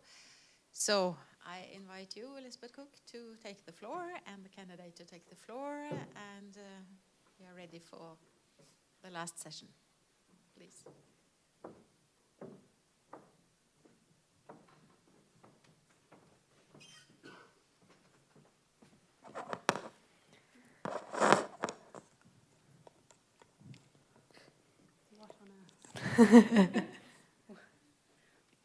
You know, Yeah. when Annika put No, it was right. No, it was right when you. There you go, and turn around. turn. Oh. Yeah. You know, when Annika put it on, I was paying so much attention. I was like, I can do that. I can do that. Okay. Great. So, thank you to my co-opponent Annika for leading and delivering the first part of the discussion, and for your responses, Astrid, as well. So, in addition to Annika's questions, I'd like to just add a further couple of questions and a kind of confession in that I'm not a psychologist. I'm a criminologist, sociologist for all of my sins. And so it will kind of, some of them will be kind of more around the kind of social implications and impacts of your research as well as the actual findings. So, firstly, you did a fantastic lecture this morning. Comprehensive, it was really precise and clear, so it was really useful, again, from a non-psychological kind of viewpoint. You used the socio-ecological model. Yes. Which is something that we're familiar with as well, you know, the macro, exo, micro and Ontogenetic, yeah. And so obviously it makes complete sense that you focused on the micro and the ontogenetic levels, sorry. It would be really helpful for me just to kind of understand, you know, because a lot of it, especially towards the end of the lecture, you talked about the interaction between a lot of these levels. I would be really interested in knowing, you know, the impact of those kind of, those factors that happen at a macro level, you know, discussions, because they're present in a lot of the risk factors that you talk about, around victim blaming, around seeing women as objects, around kind of traditional sex ideologies. They're all, you know, I would associate them with misogyny, for example. So it'd be really interesting if you could just talk a little bit more around that kind of, to what extent you think those macro, or how they framed those psychological theories. And again, apologies as a sociologist that's going to ask that question. No, I think, I actually think the mandatory reporting is also a good example to put in here, but taking more like the psychological, theoretical perspectives a bit more. I think that, you know, we live in and are shaped by our contexts all the time. So a person who lives in a society where violence against women, for instance, is not even called violence against women, it's just the way it is, will, you know, grow up in a very different climate and context concerning what is appropriate behavior and what is not, and what is a criminal act and what is not. And that also shapes, you know, also the subgroups that they interact with, which could include, you know, their parents, but also like their peers, the friends at school.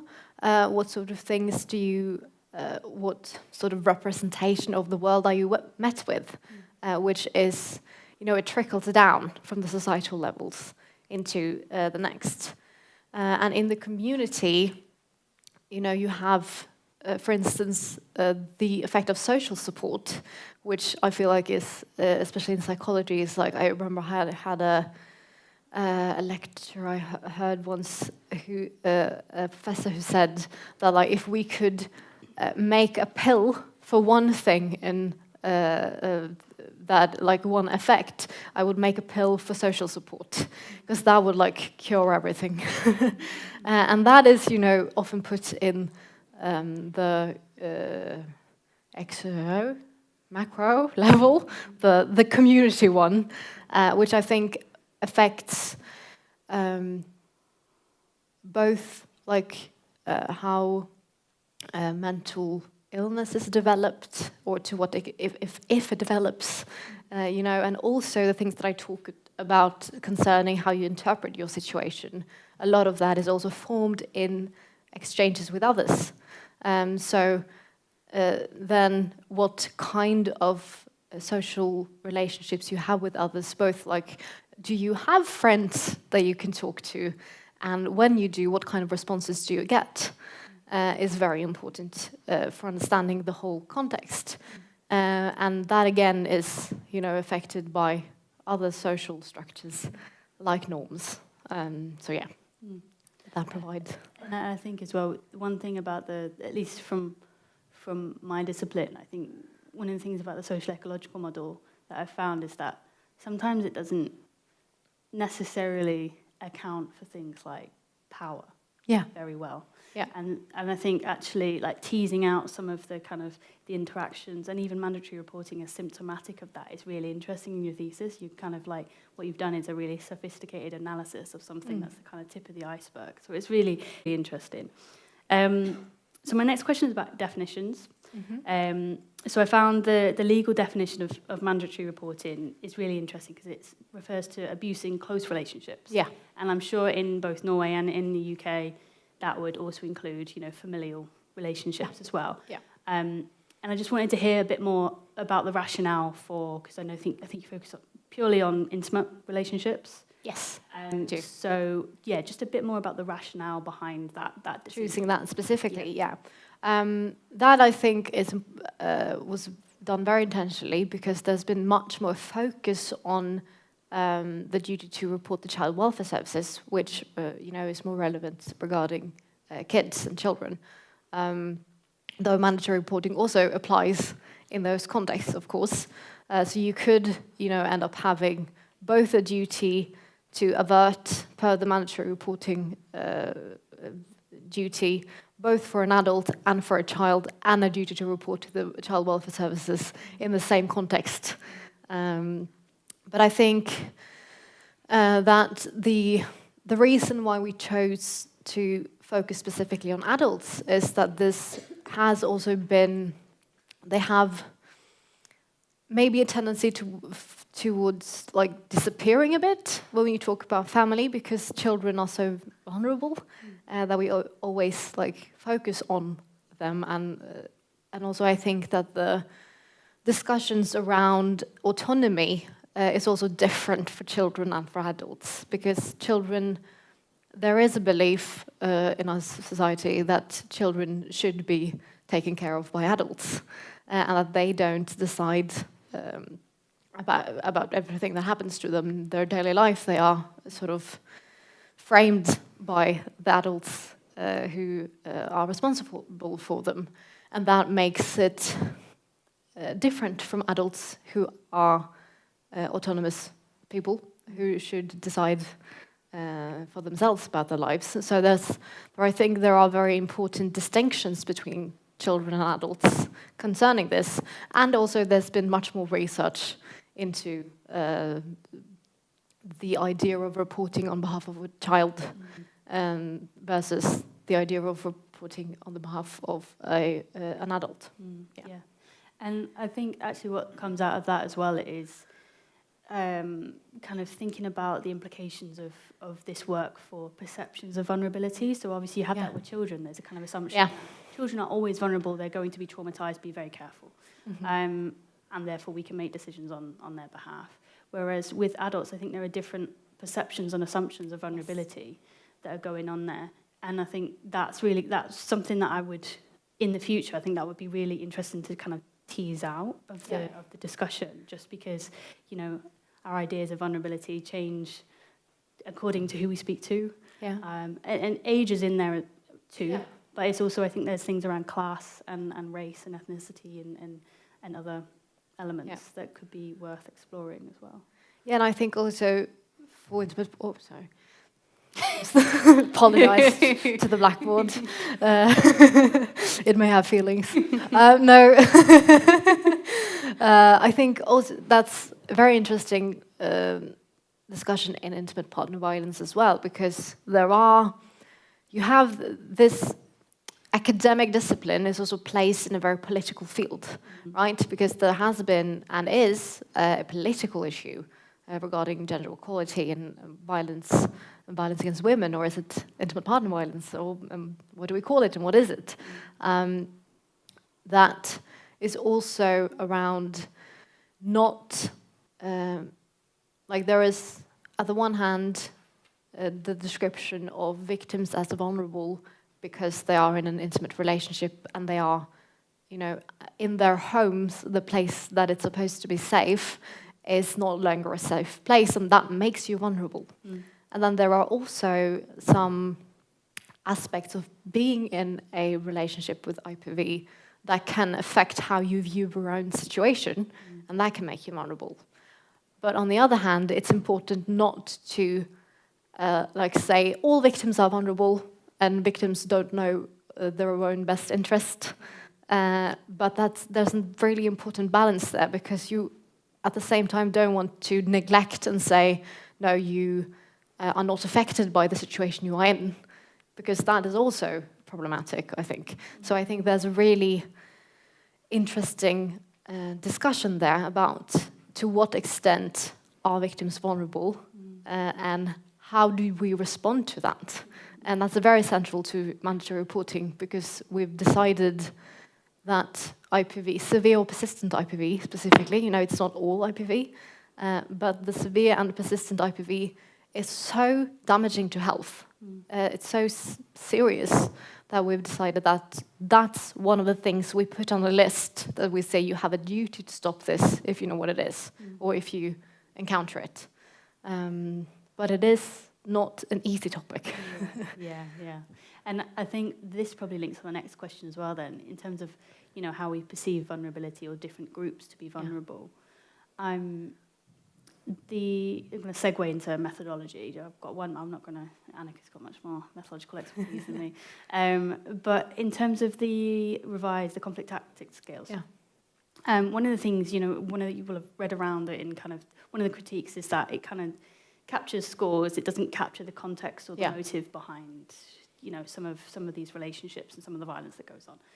And so my question is, how do you think that some of the scores that were given might be limited in terms of that? Like, what do you think might have been missed? Because I think, you know, again, linked to perceptions of vulnerability is probably also perceptions of severity. You know, focusing on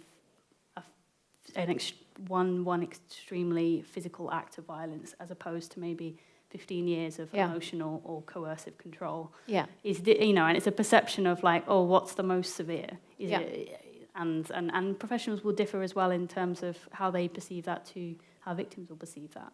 And it like you and I will have different like understandings of severity. So it would be really interesting. What do you think was limited, or what was kind of lost, do you think, by just that? I think, well, one of the most often cited criticisms of the conflict tactics scale is also that you lose, for instance, if victims you know, use violence in self-defense, this is not necessarily you know, it's not flagged as that, it's just flagged as violence. So that those sort of dynamics we don't find, or we can't, you know, separate.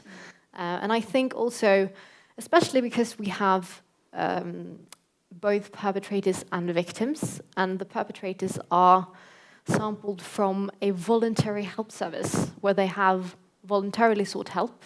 And there are some studies, I think from Sweden, that have examined and compared men in voluntary perpetrator groups versus mandatory groups.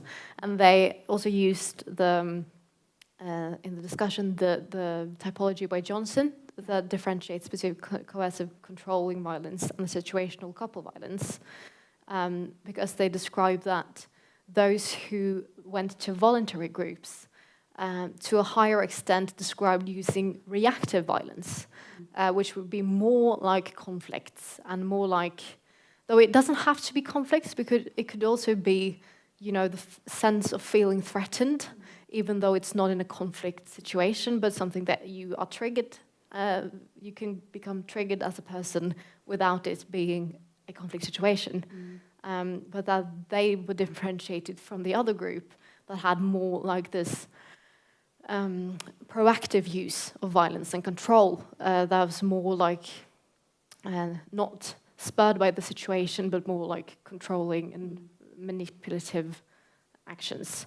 And based on Johnson's findings and others that from help services such as domestic violence shelters, where we have recruited most of our victims, they may have a higher likelihood. We might have groups that differentiate in the type of violence dynamic that they have, and I'm not sure that the conflict tactics scale is enough to capture that. Though it is, often we did.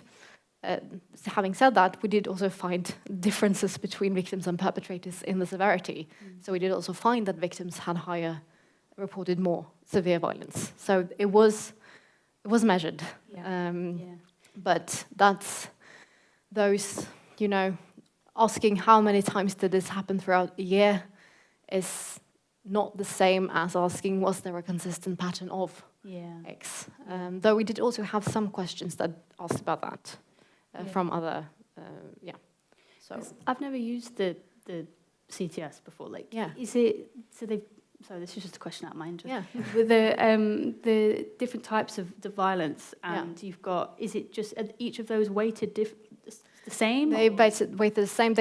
You ask for specific behaviors, which is sort of one of the strengths of the conflict tactics scale, is that instead of asking, have you experienced violence, which is a very subjective description, which there are pros and cons to both, but you ask about specific behaviors, such as have you pushed or shoved your partner, or has your partner pushed or shoved you? So for each item, it's repeated for the partner as well. And you answer how many times this happened during the past year, and in our case, the past year of the relationship. And that you can say none, and then 1 to 3, I think, 4 to 6, 6 to 10, or something. And I think the highest you can go is like 25 times or more. And I also think that for some of the victims, they crossed, 25 times or more on a lot of things. So you could have a ceiling effect there. That you could have found more variation if you'd had other scales, like assessing if something happened daily, for instance, daily or monthly or weekly, rather than 25 times or more in the past year. And I suppose the interaction between those types of abuse as well is harder to get at. It just reminds me of like a particular case example where it was a male perpetrator and a female victim in an intimate partner relationship, and the perpetrator had used his belt on the female victim, and it was a really, really brutal kind of incident. But then after that point, he didn't use the belt again, but he didn't need to. He took the belt off and placed it on the table. So there's the kind of like interaction of kind of very psychological campaign of violence there, and the interaction between one incident of physical violence which happened maybe 3 years before, something like that. So it's that kind of how you capture the complexity of that. And I think that's one of the things that the conflict tactics scale maybe doesn't. It captures threats and psychological violence, but maybe not that much the controlling aspect of it. But I guess and within the wider projects of you collected qualitative data as well, was it? Yeah. So it was kind of, there'll be kind of to and back in terms of like what you've learned, and you can situate it in that context as well. And the CTS is what it is. So you don't, it's our best estimate of certain amounts. And it was chosen because it's one of the things that are the most used. It's the most demonstrated measure we have, and also to be able to compare to other research that has used similar, the same instrument. So Yeah. But there are pros and cons to everything. There are. That's part of research. Yeah, it is what it is. I'm sure that's not the academic Yeah. term. It is what it is, but yeah. Okay, so my next questions are about the results and the findings, and mainly around paper 3. Yeah. I've got one about paper 1. Actually, it links to what you were talking about earlier. So just in relation to paper 1, because what I really enjoyed about your thesis was that it pays a lot of attention to the nuances of mandatory reporting. You don't just say, yeah, it's good, yeah, it's bad.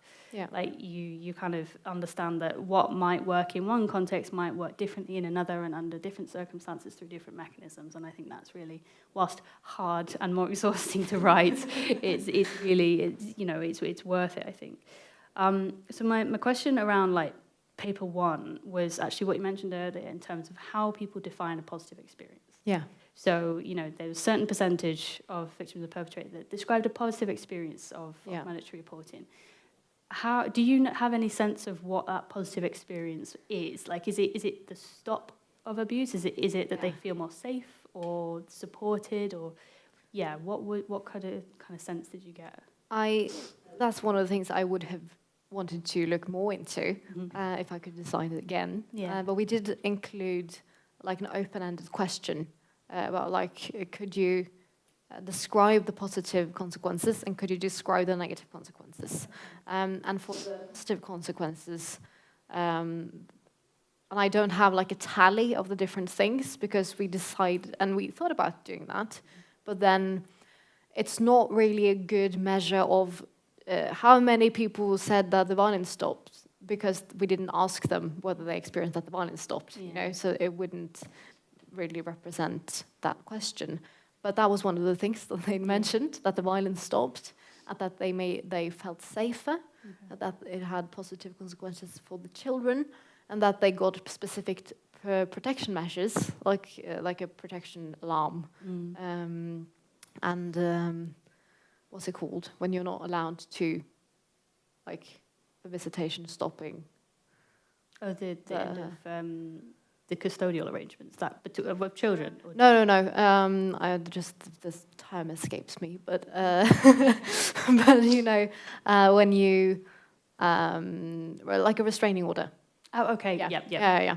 So specific protection measures were mentioned, and like the sense of safety was also mentioned, and that's and I could also, like, from the interviews when I had like face-to-face meetings, I also had the sense that they felt like they were taken seriously, and that. And also one of the things that several people mentioned was that in meeting with professionals, they had a sort of restructuring of their experiences, of being like, oh no, it is more severe, this thing that I've been experiencing, and that also helped them to see that a change was needed. Which I think is also very important. So it's quite a range of outcomes in terms of positive. And also we don't know like how many of the 39 experienced this and how many experienced that. We don't unfortunately have that. But it's good to get an idea of what that actually means for people. So that was good. And I also think related to this, one finding that I didn't initially think too much of, but I have thought more and more about later as important, is because we asked them, what if like a report was made, was it followed up on thoroughly? And a majority said that yes, it was. And I think that is very important, because a lot of the other literature that I've read, for instance, the study that I mentioned earlier from the US, when they described the negative consequences, it was often like that they experienced that the violence was reported, but then nothing happened. And that made it worse, because then the perpetrator got angry, and the abuse was worse. So I think that is also an essential piece of the puzzle in our findings concerning that people experienced that it was, if a report was made, it was followed up on. Yeah. And I think that's kind of the idea of procedural justice, isn't it? That kind of Yeah. like that it comes out of what people do, not necessarily the outcome Yeah. of it, which is just as important for victims to be listened to and feel like actions have been taken, even if the final outcome isn't necessarily what they had wanted. So I think that's a really, really important nuance to bring out. Yeah.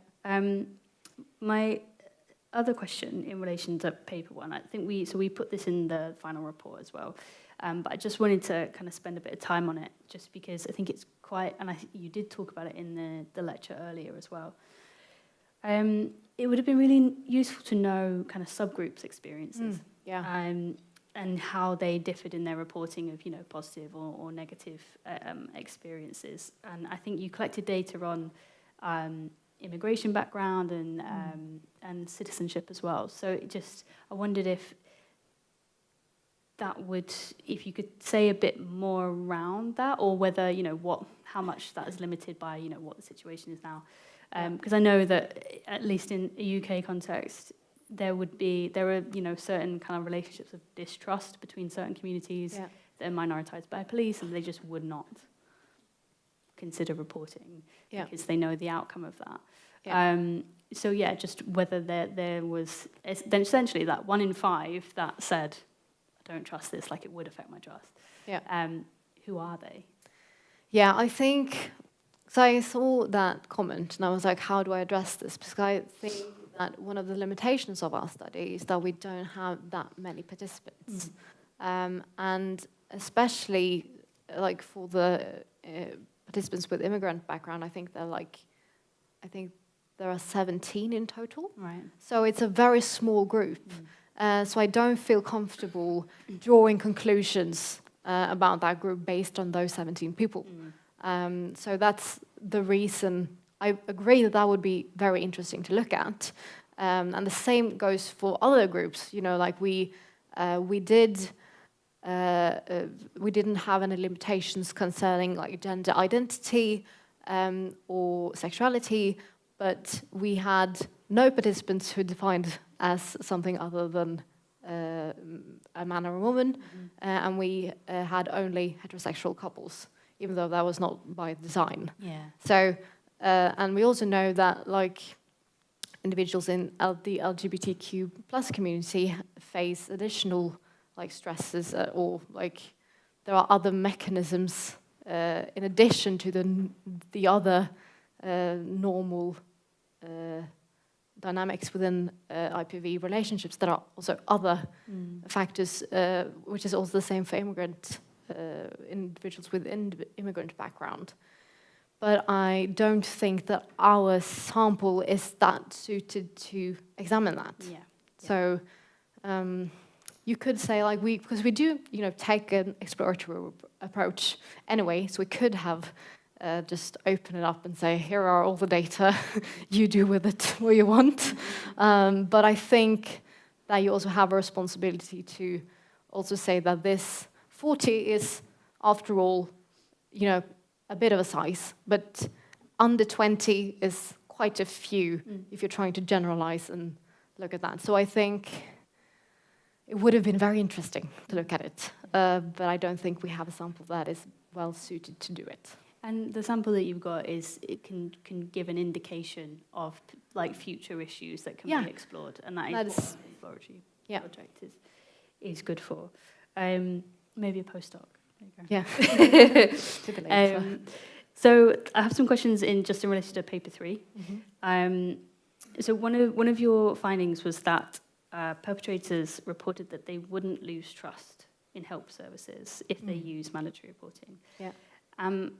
My question is, it kind of links to the one before, is that whilst it's possible that they might not lose trust, do you think that they still might be deterred from seeking help in the first place? So it's all the benefit of hindsight, isn't it? It's kind of like, oh yeah, I completely wouldn't blame them for reporting me, but I wouldn't disclose them in the first place.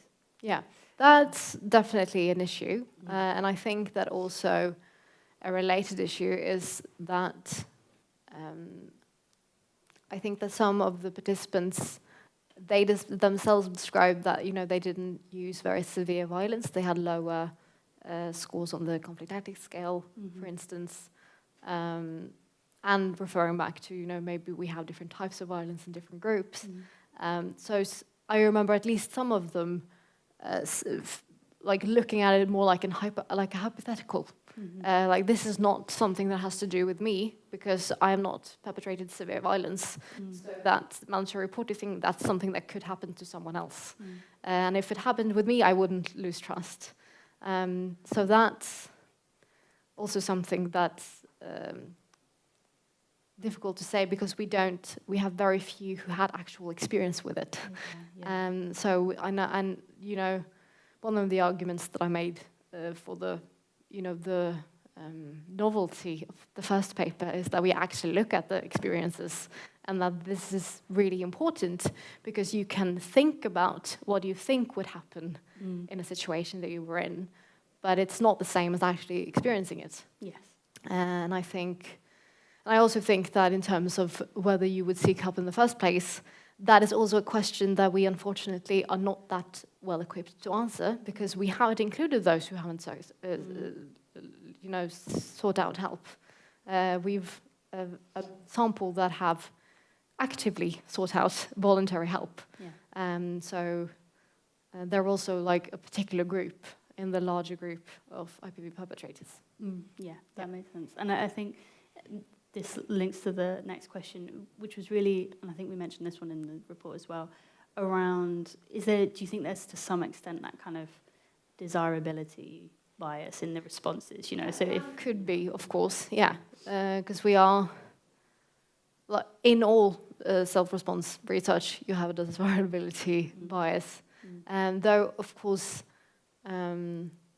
these are also individuals who have sought help voluntarily because of IPV specifically. So I think the idea that you want to prevent IPV is not like a new idea that we put into their minds, given that we've recruited them in the context where they have sought help for a behavior they wish to change. But of course, desirability bias is a possibility and a likelihood. That's just a part of doing psychological research, unfortunately. But I suppose it was the kind of, the questionnaire had sections on guilt and responsibility and shame. Do you think that kind of assumes what the perpetrators should feel? It could. We also included that for victims. Right. So, it's more like, how did you feel? And there was examples of types. And we also asked for the different types. But framing effects is also a relevant thing, of course. Again, these were people who had sought help. I think it would have been even more problematic if we'd just had an open survey on the internet with anonymous responses. That would have, then the framing effects would maybe be even bigger. But this group are sort of already in a setting where IPV is framed as something bad, And I suppose they're already reflecting on that. You're not posing a new question to them, in a way. Like, in the sense of, they're already in a setting and in a space which they're being asked to reflect on the relationship or their behaviours. So that makes sense. And then the last question I had about the papers is really, you talked about, again, on the whole, victims and perpetrators reporting positive experiences. And you mentioned this about, things that you might change next time, about recruiting, was it primarily... So basically, do you think that the type of help service that reported the violence in the first place would have shaped to what extent they ended up with a positive or negative experience? Again, thinking about a shelter reporting it as opposed to police reporting it. I think that's something that I wish we would have asked about, because it's also... we can't necessarily know if the place they were recruited from was the place where mandatory reporting was used.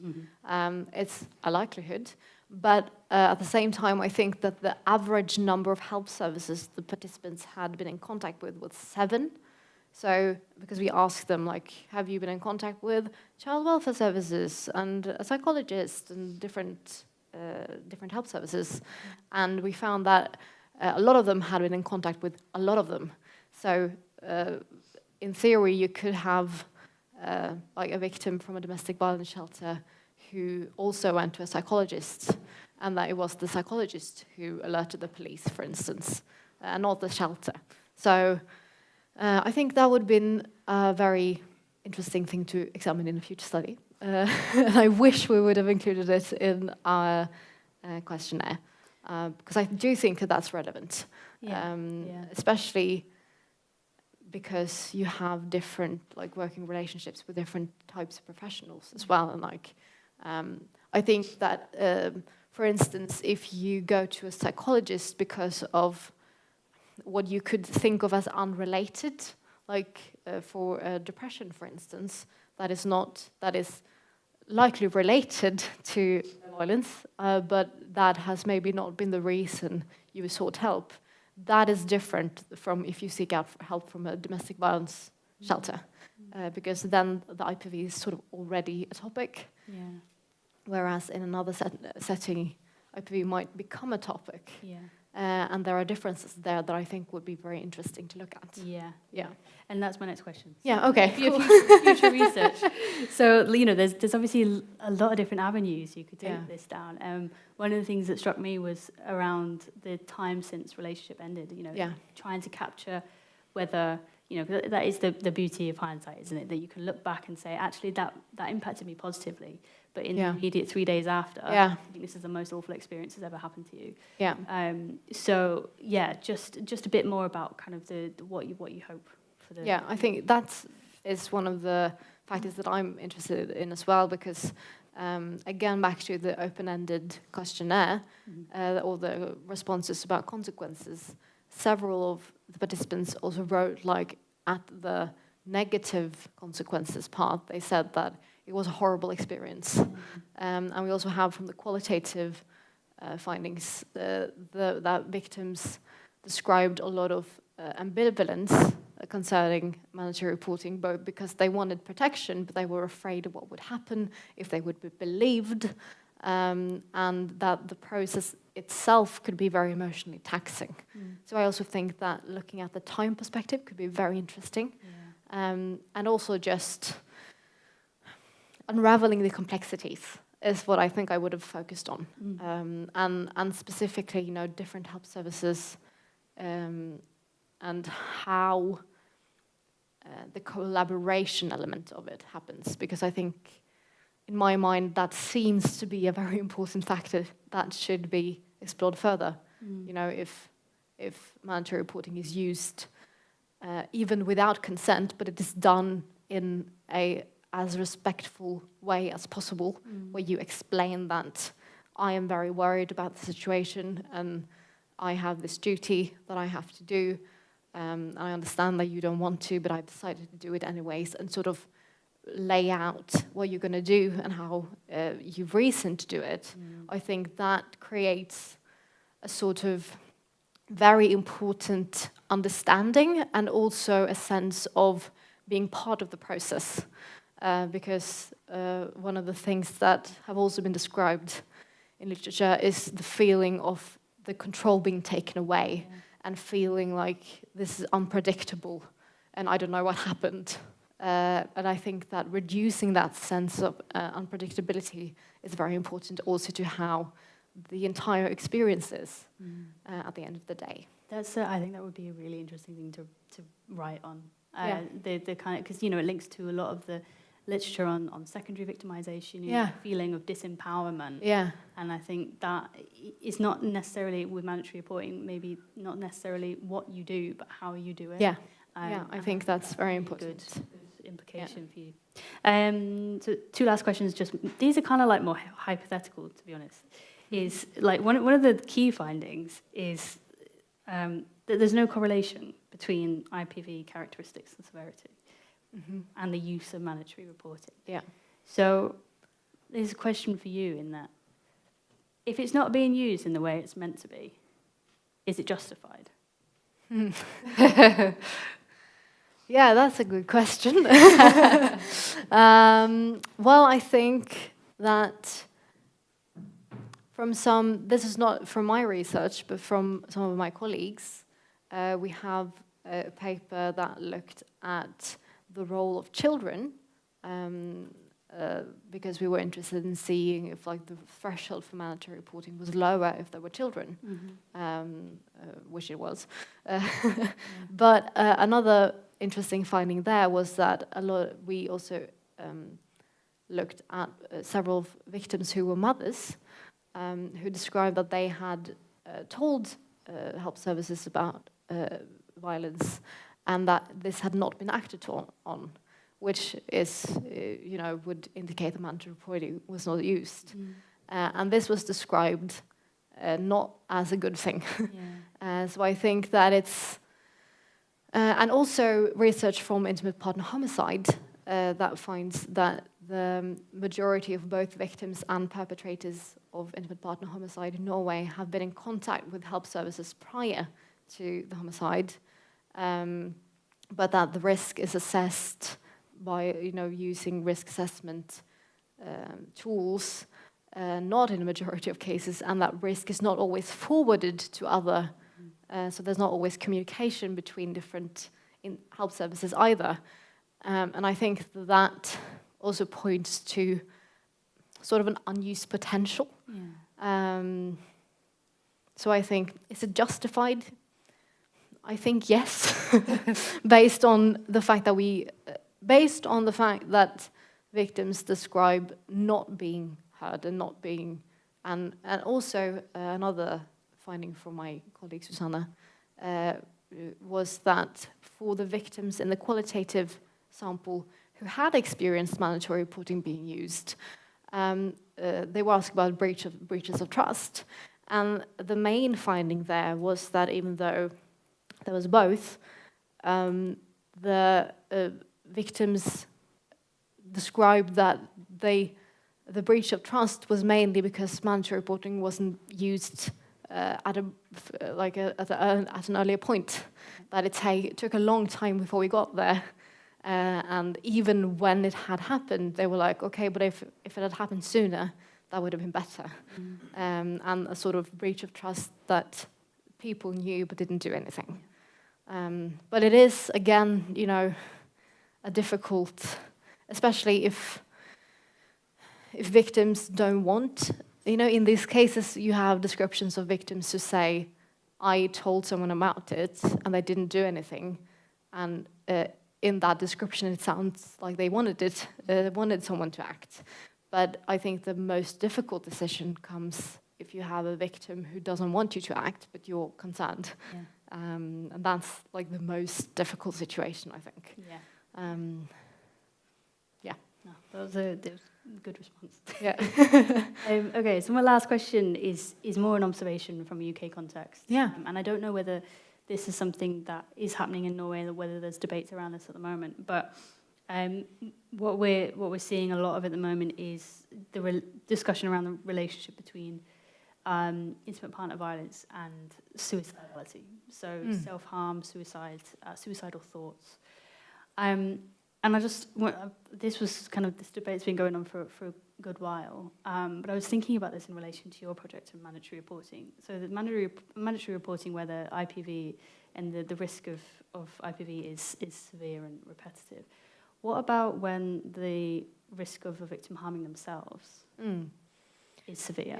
And I just wondered how that might, whether Norway is engaged, has engaged with this issue at all recently, whether you think it might be in the future, and what it means for mandatory reporting. Again, that's a hypothetical, but it's just something that we've been seeing a lot. And I wonder, if a victim is potentially going to harm themselves, is there a responsibility similarly to intervene? Yeah, there is not the mandatory reporting law, because that is, linked with criminal acts, but the different, the confidentiality laws that we have, they have exceptions that are often tied to imminent risk of harm, which could include especially suicide, maybe not self-harm. It depends on the severity of it. Right. Okay. So it's in a way included, but it's not that's also tied up in the professional acts and not like mandatory reporting applies to everyone. Yeah. So there's a difference there. So it would already be covered by other laws. So it would be covered, yeah. Depending on situation, but yeah. Okay, that makes sense. But I'm not sure. Yeah. Well, that was my last question. You Yeah. did a brilliant job, and thank you for responding and also sharing your day with me and Annika as well. And thank you to the supervisory team for inviting both of us as well. So yeah, great job. Thank you.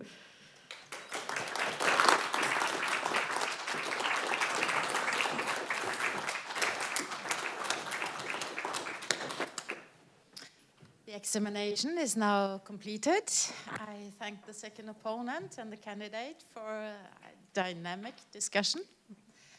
And we will now proceed to the reception, where the committee will withdraw and make their decision whether this examination is passed or not. That will be announced later at the reception. So I would like to ask the candidate and the committee to join me here for the exit. And Professor Kjartan Salvesen, the head of the PhD program.